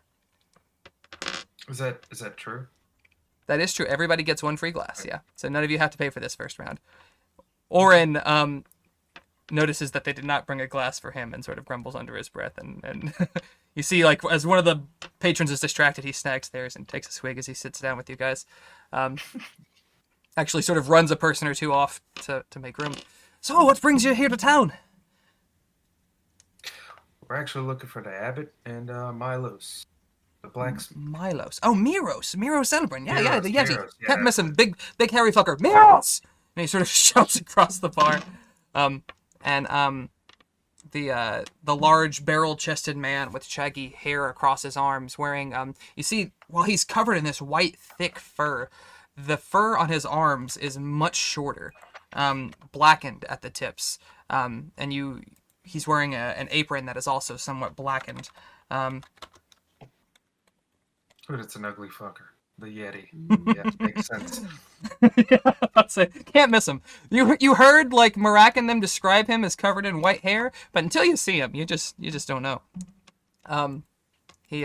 Miro sort of looks a little annoyed at Oren. You can gather that while Oren is a lovable figure to a degree, he's also a little annoying, little Bit of a scamp. Yeah, that's a good word for it. Miro sort of pushes himself up and wanders over, and as he does, the tresium that's been sort of curled up on Valkyr's shoulder jumps off and takes flight and flies over to him and sort of lands like right on his chest, and he goes, "Oh, hi Relix, it's been many a year." And he sort of looks up at you guys, and the realization dawns on him that his cat is here, his parents are not. And he realizes that's sort of an ominous omen. And while he has this sort of warm moment with the cat and is still like scritching it, he sits down like, "So you bring Relix here? And for what?" I think you know, lad. And he sort of bites down. "My folks okay?"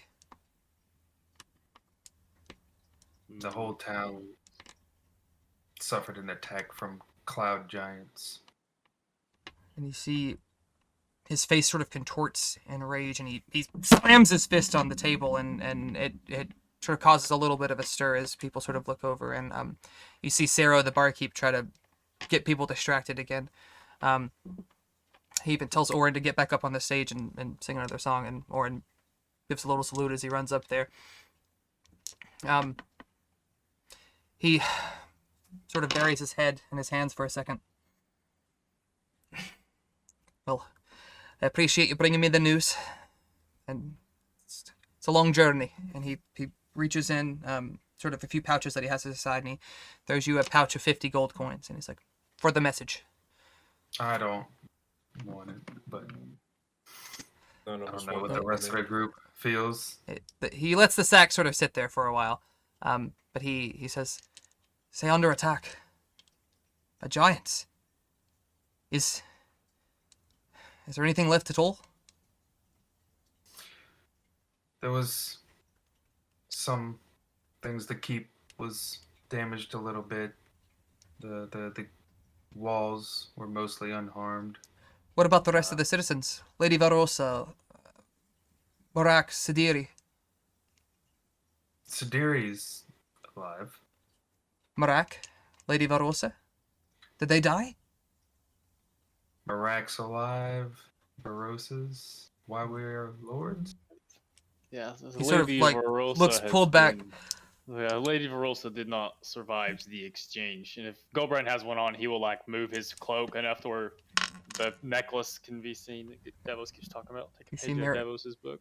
He sort of runs his hands through the thick fur in his arms for a second. So you've taken over that town, is what I gather.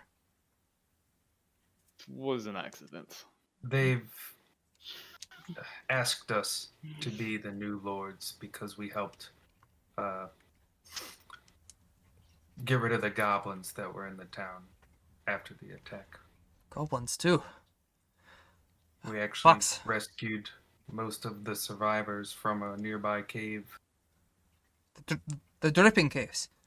Yes, those. I used to play in them as a kid many, many years ago. Scared to think that something like that is now inhabited by those things. Wish you would have squished a few more centipedes when you were a child. He sort of gives you an odd look, but sort of lets it go. He's thinking, is the town in rough shape? Does it need extensive repairs? Are they working on it now? We How do long not have you- need your money. We would ask for your services, though. And if Nightstone is a place that you care about, perhaps you could swing your hammer. One day. Keep once again. No, I think that could be arranged. And he barks out, Hilga! Hilgad! Hilgad? Hilgad. Hilgad! And you see this dwarven woman. Seems to be fairly young, in her 20s to 30s, with curly red hair and a speckled face. And he tells her what he just relayed to you, and you gather that she's his apprentice. He tells her that he'll be leaving for some time and may not return. That he wants her to take over the forge, and she sort of nervously tries to insist, I'm not ready. And he's like, yes, your skills are beyond any apprentice I've ever had, and even some smiths I've worked with in the past. Please. He turns to you all, sort of has relics in his hands again. I have to make arrangements, but if you would not mind, tomorrow I will follow you back to Nightstone.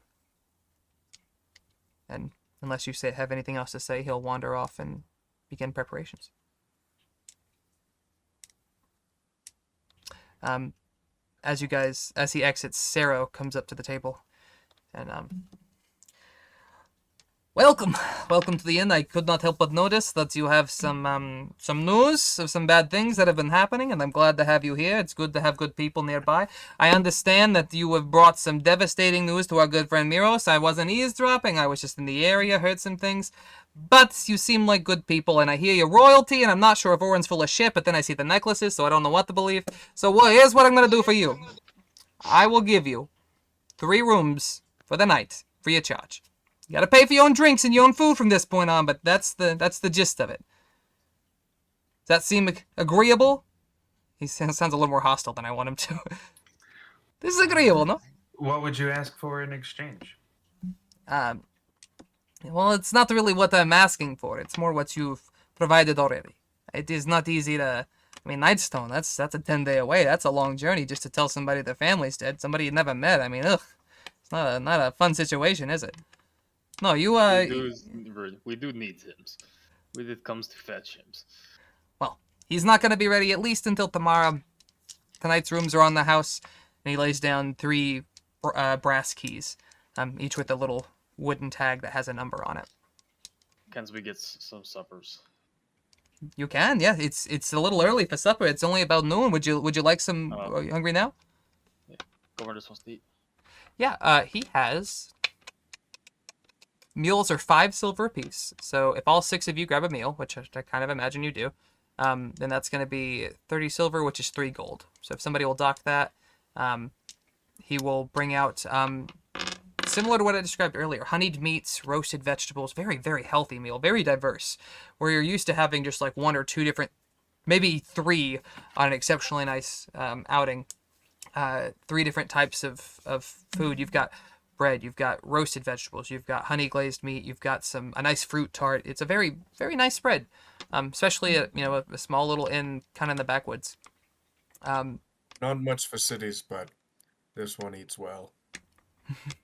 Indeed. There are 3 other figures. We're sort of... Excuse me, just 2, I think, now, actually. Yeah, just 2. There is the blue-skinned tiefling woman and the dark-haired bookish woman who is reading by some glowing lights. If either of those appeal to you. Does the tiefling woman look familiar? She does. She does, It indeed. is. I was about to say, we've got gold jewelry on. Yep, gold jewelry. I'll even drop a pic for you. Oh, no! No! Okay, sorry. I accidentally pasted it instead of copying, and I just deleted a bunch of stuff, but I undid it. Holy fuck, that dude is hairy. Yeah, he is. She does look familiar. Great. So, at some point while they're eating and drinking and pretending to be normal people, Goldbrand will casually mention, pretending to carry on casual conversation, that the horns, the ones over there, is the ones that I saw in my vision. And he's not gonna point, but he's how you do when you talk about people. Oh, yeah. Sit in a fucking restaurant. Hey, don't look, but Yeah, that kind of thing. that's the And goddess as you of guys- destruction. As you guys take notice of her, she's very decadently dressed. Mauve and cobalt Shit. robes, lots of rings, gemstone necklaces, and there is literally a crowd of people around her. And you see now she's talking to this woman who's sort of squatted at the table opposite to her, and you see a decorated wood and silver pendant, and they seem to be talking about it. But you're After a little too far couple away. of glasses, I tell Goldbrand I've seen her in my dreams too. She do be fine. George, Do you guys approach or Goldbrand just? thought he was smitten. Goldbrand's not gonna do it. He's smarter than that. So, So Remind me again what her Yeah, power was like- in your vision. yeah, I've only seen hers, and much like she looks now, confident, smiling, very assured of herself. I wonder if she lives the same kinds of lifestyles that we do. she looks a little more. Did you know hers? Wait a second, we're sitting with a fucking halfling.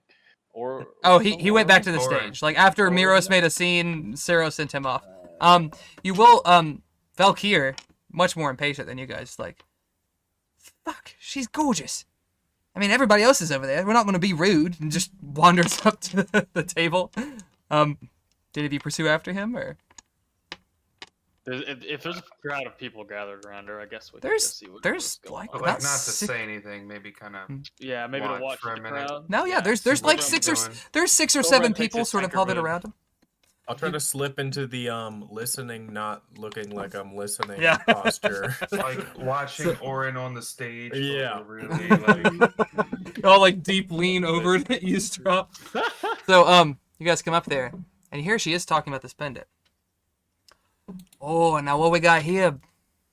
This is nice indeed. Mama Saphyne gonna tell you all about this. This was blessed by a dryad to bring protection to its wearer, who was the original dryad's lover. The the woman across the table sheepishly says that it was her grandfather's. She's always wondered about the story behind it. You watch as Saphyne's eyes. They're not really glowing gold like they are in this picture. I just found a picture of a tiefling I needed. But her eyes are like this purple blue color, and they sort of ignite with these flames as she's looking at it. And you spellcasters would see it as a variation of detect magic as she's looking this over. No, yes, this is a fine heirloom. You should be proud to have it. Though I do admit to being a collector of sorts. And she looks at her and says, 1,000 gold for the amulet. And the woman across from the table, her jaw drops, and you hear people gasp and start whispering to each other. And the woman does some quick thinking before handing it over very decidedly. And response, Saphyne. Fucking antique roadshow in this bitch? Kinda. I was Saphyne thinking the puts same thing. 2 stacks of 50 platinum pieces and slides them like poker chips across the table. And the woman quickly bundles them up into her apron and skitters, clutching the bundle very tightly, skitters out of the tavern and seems to be calling for her husband. You guys now notice that Sirius, even in his mundane form, is almost like pointer dog, pointed Like, at the her. thing is that she's leaving with it, or well, her, Or no- I guess, I'm sorry. No, pointed at Saphyne, Yeah, so she and just has seems it. like he's not aggressive, but he's Goldbrand, you would gather from you speak Sylvan, so you can understand some things. You gather that she is Been a just dog before. radiating all sorts of magic energy, that these trinkets on her are probably all magical. The crowd sort of dissipates a bit, and Saphyne sees you all sort of leaning over, and she smiles coyly. Oh, adventurers, come on in. Saphyne's always happy to see you boys. You, Cobra encourages the dog to go first. the dog goes up and Talia will sit down directly across from her. There's something I'd appreciate if you could appraise for me. I've just witnessed your talent. Oh, but of course, Mama Saphine's here for it. All you adventurers either bring good coin, good merchandise, or fun stories to tell. What can I help you with? I'll reach Give into the her the bag of water holding. No, I'll reach I'm into the into it. bag of holding. Oh, yeah? And I'll manifest Kaya Karim, but I'll put it in front of me on the table out of her reach. So you're reaching into the bag, making Kyrie Karim, and pulling it out. Pulling it Oh. out and having it right in front of me out of, arm's reach. She looks at it a little surprised and may I take a closer look? And starts to reach to it. I think you're quite close enough. Well, Your senses are delicate, are they not? You see her smile a bit, and her eyes ignite once again. She goes, "Oh, that's no item at all, boy. You are a clever one, though. Good magics to have. What you do to be making that?" Well, to be frank, if I knew, I would tell you. It seems to like me. That's all I know. Seems to like you. What seems to like you? The blade. But who gave you the ability? I see it right there in your arm. It's glowing like a lighthouse, boy. I believe his name is Zafuhiri. You see her, Zafuhiri. Not a name I am familiar with. And he gave you this? Or she? That's what that is the impression that I'm under. Where?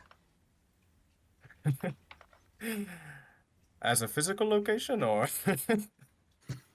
You see her sort of lean back in her seat a little bit.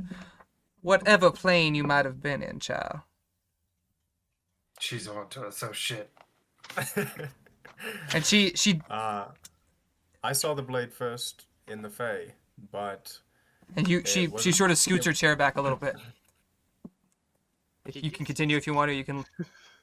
but it was not mine when I first saw it. Now listen, I ain't no stranger to the Fae realm, but those who travel there best be cautious. You don't want to be making no deals with the Fae. Even the Summer Queen herself will get more than what's her due in a bargain. And she So if I've been telling used. indication for Goldbrand. Been She- dark archer. She gives you a closer look. Give me 1 second. She doesn't say anything, but you see her eyeing the ash mark on your forehead.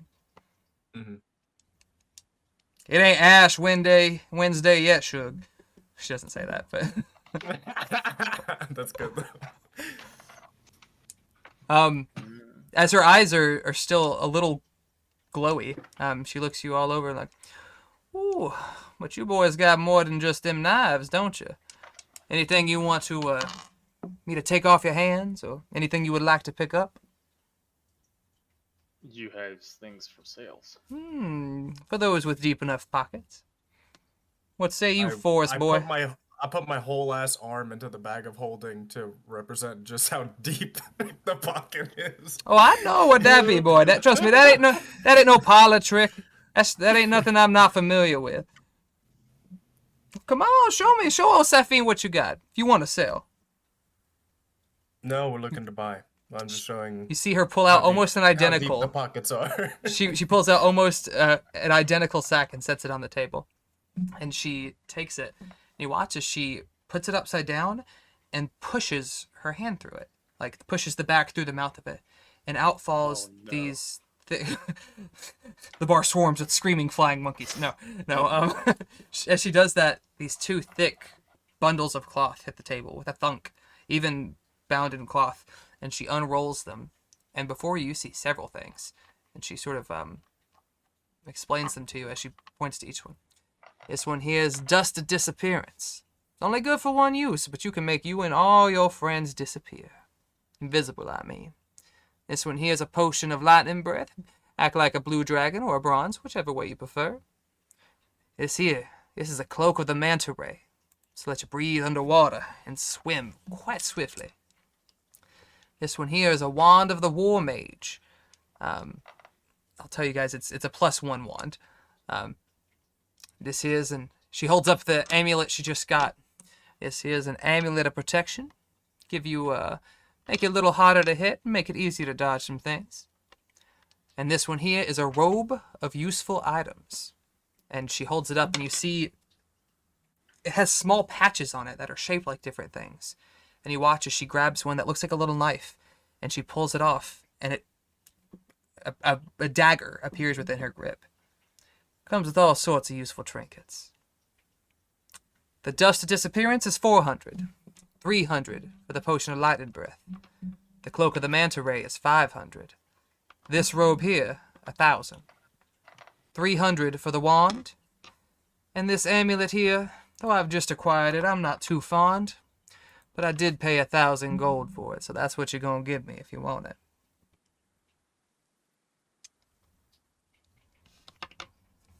I'm down for the dust, but Down for the dust. The next We Fate Fighter technically side. have around 1,700 gold pieces. You have quite a bit with the jewelry and stuff added into that. Mm-hmm. Well, how much is the dust? I 400? don't. The need dust any is 400. AC 400 for the boost. dust.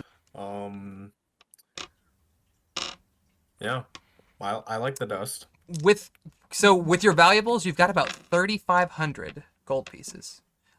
That was before we bought the few things we bought, but y'all haven't spent more than a couple hundred gold. So, just the Dust of Disappearance. Anything else?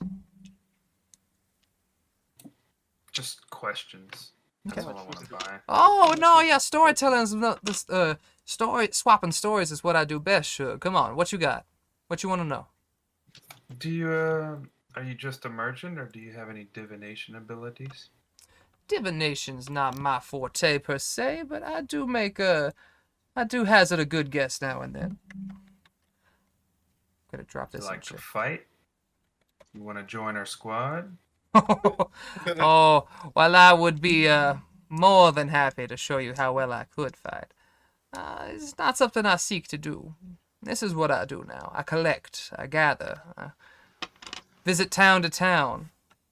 You boys come back here in a week, you'll likely not find me. Would you happen to know why hill giants would have reason to attack this town? Oh, well, if I had to guess, they were hungry. That's all them hillgiants ever want. Food of some sort, and this is the best place to get it.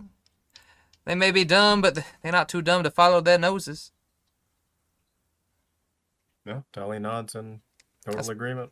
I suppose you heard about the attack a couple weeks ago, huh? That's exactly Yeah, what tell I'm us speaking more. I'll tell you more. Well, I wasn't there for it, Shug. I was here. No, all I heard was there was some commotion at the walls. Many of the guardsmen came through. And by the time I got there, they were gone. Didn't seem like them giants had too much of a plan. Was just hoping to stroll right up here and jump the wall. Little did they know that wall was 60 feet high. I don't think they were prepared for it, Shug. Do you know about the magic that protects the wall? The magic that protects the wall. Didn't you say there was something magic? Like, it looks too perfect? It looks too perfect. No, there was parts of it that were washed away or worn out. You commented on it Not earlier. the wall, but like when we went up, it was like 40 Oh, feet. We noticed how- the pathway, like the gate is actually 40 feet off the wall, 40 feet off the ground from the outside as well. This was just a raised path that was made through mold earth or stone shape, something of the like, to make a raised pathway to that. Almost like a Okay. earthen drawbridge that stays up. Okay. And she's happy to tell you that and tell you a little bit more. But I do have to say, I am a little curious. Boys come all the way out here. Or hang on, actually no, she's going to deviate for a second. You said Zafuhiri. It's not a name I know. But if you got that from the Feywild, boy, you best be careful.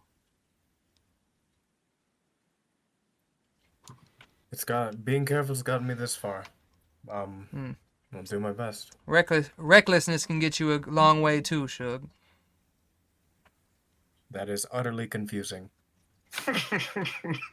I'm saying that you may not have been as careful as you should have been when you got that. Whatever gave you that, be it Fey or otherwise, it likely expects a price that's gonna come soon. If you haven't already paid. Have you? Knows. He's lost quite the few of the marbles in these transactions. And I see that there glyph you got, son. I imagine you've got all sorts of interesting things running through your mind. You mind if I take a listen? Certainly. To lose my marbles, I have gained access to others. Oh, no, of course. Everything has its price. Your marbles are worth something just as much as mine. You see, she takes a small bit of herb. Nothing in particular. Just seems to grab something like, that'll do. Sets it on fire and lets it burn down a little bit. Small embers and ash in the center of the table. And he goes, I'm going to have to take that off. Is that alright? She points to your glyph. Don't worry, I can replace it. Yeah, I tell her that, yep. She swirls her fingers, and the wine from her glass pops up and sort of splashes you across the face, and it breaks the lines that make up your sigil.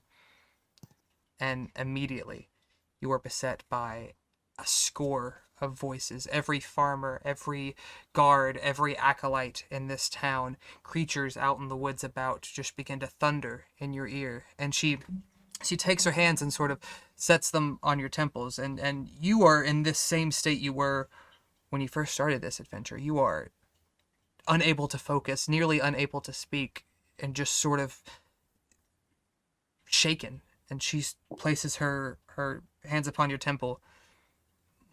And you all watch as she makes a slew of uncomfortable faces. And Tally, you feel a bit of relief. Not a mend of it, but you feel some ease before she breaks contact.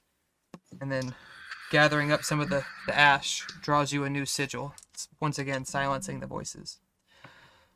Did he maintain psychic contact with that? That's up to him. Yeah, I'll broadcast everything I heard to Davos and Bergen. Davos and Bergen, You I was two, about to say, I'm unaccustomed to this, you two are like about to pull your hair out. Saphyne, seeing all of you react in this way, sort of gives you a wider-eyed look, and she goes, "Oh boy, son, you're dealing with some dangerous forces. Whatever did that to you, it's got some firepower behind it. Do you know what this Saphyne is?" Certainly not at this point. Well, Shug, you best find out soon. She rolls back up the remaining magical items and puts it in her bag of holding. I'll be here for the next few days if you boys find any other need. But I do hope that you enjoy your time here. Find the answers you're looking for. Is there ways we could contact use in the futures? And he'll like pat the dog, like he'll pat Sirius. He'll say, "We has means of procuring many wares." Ooh. To Davos, that is the correct words. Where's? Yeah. She sort of squints at your dog again. Her passive perception's pretty damn high. Not high enough. Surely you saw that the colors it's wears. This is, Oh, that's fair. She would also see and that would give her. I was about to say the effect itself doesn't exude a magical energy, but the color would. It's also, and she sort of squints at the dog for a second, like, "Boy, you done brought something back with you from the Feywild now, didn't you? This is, I haven't seen one of these in years. No, I used to have one of these. It was a little more lithe, a little more feminine, but no. Knows what it does. Oh, yes, child. You know, these things are invaluable. Whatever you paid for it, I guarantee you it wasn't enough." Well, I'm sure we could use an outslits to offload some equipment. Oh, of course, child. No, I'd be more than happy to deal business with you in the future. Because you have the iPhones. I'm sorry? Do you have a mirror? I mean, I have many a scrying glass, my child. As well as more direct lines of communication. I'm sure I can find you when I need you. Very well, then. That's how this works. The name of my mirror is 8886. And, Oh, child, we'll it need don't- a drop of your blood. And she sort of pulls away from that. "No, child, you don't understand. I'm not giving you means to contact me. I just know that I can get a hold of all you now." And she looks at you. She looks at you guys. Davos, Goldbrand, Bergen, Tally, Zatari. Wars of this shit. Sorry, I learned quite a bit while I was in that noggin of your friends. It's got lots of interesting information rattling about in there. Know that you're all lords. That you all done saved the city, well, except for that handsome horned fellow over there. I think you all seem to have good intentions, so I'm not keen on interfering with politics. Never been my forte. But I might make my way down there to Nightstone sometime. Check in, see if you got anything good for Mama Saphyne. I don't know if I should trust her or not. Jeez. Before we break contact, can I take out the goose gambling token and just ask what the fuck it is? Well, it's for betting, child. Never been on a riverboat? Boat. No, not much for waterways. You never been on the Grand Dame? Oh, son, you don't know what you're missing. How'd you come about this then? Found it. She gives she gives you the way you say found it is pretty telling. She doesn't call you on it, but she's like, well, I mean, there's a riverboat on the Grand Dressium. I'm gonna double check my map here to make sure I'm giving you the right information. There's a riverboat, child, that used to run through here all the time on this here river just outside of town. Would travel here, water deep, down to Daggerford, far up as Yartar, maybe even up to Silvery Moon if it had the chance. But what I hear, it ain't doing no more business. They've been shut down for a little while. I think there was some damage to the boat. I'm not too keen on the details, but no, I've been there a time or two. Lost a bit of gold, got a bit of gold, may have gotten a soul or two. She gives you a wink. That's a joke, Shug. No, you can roll for insight. But she notices that Goldbrand's a little more apprehensive about the about the situation. Rip. She's very pretty. She's not. You have a thing for the tieflings, man. Yeah, Goldbrand's over here like, oh. She seems to be joking, you know. I see. Any other questions from Mama Saphyne?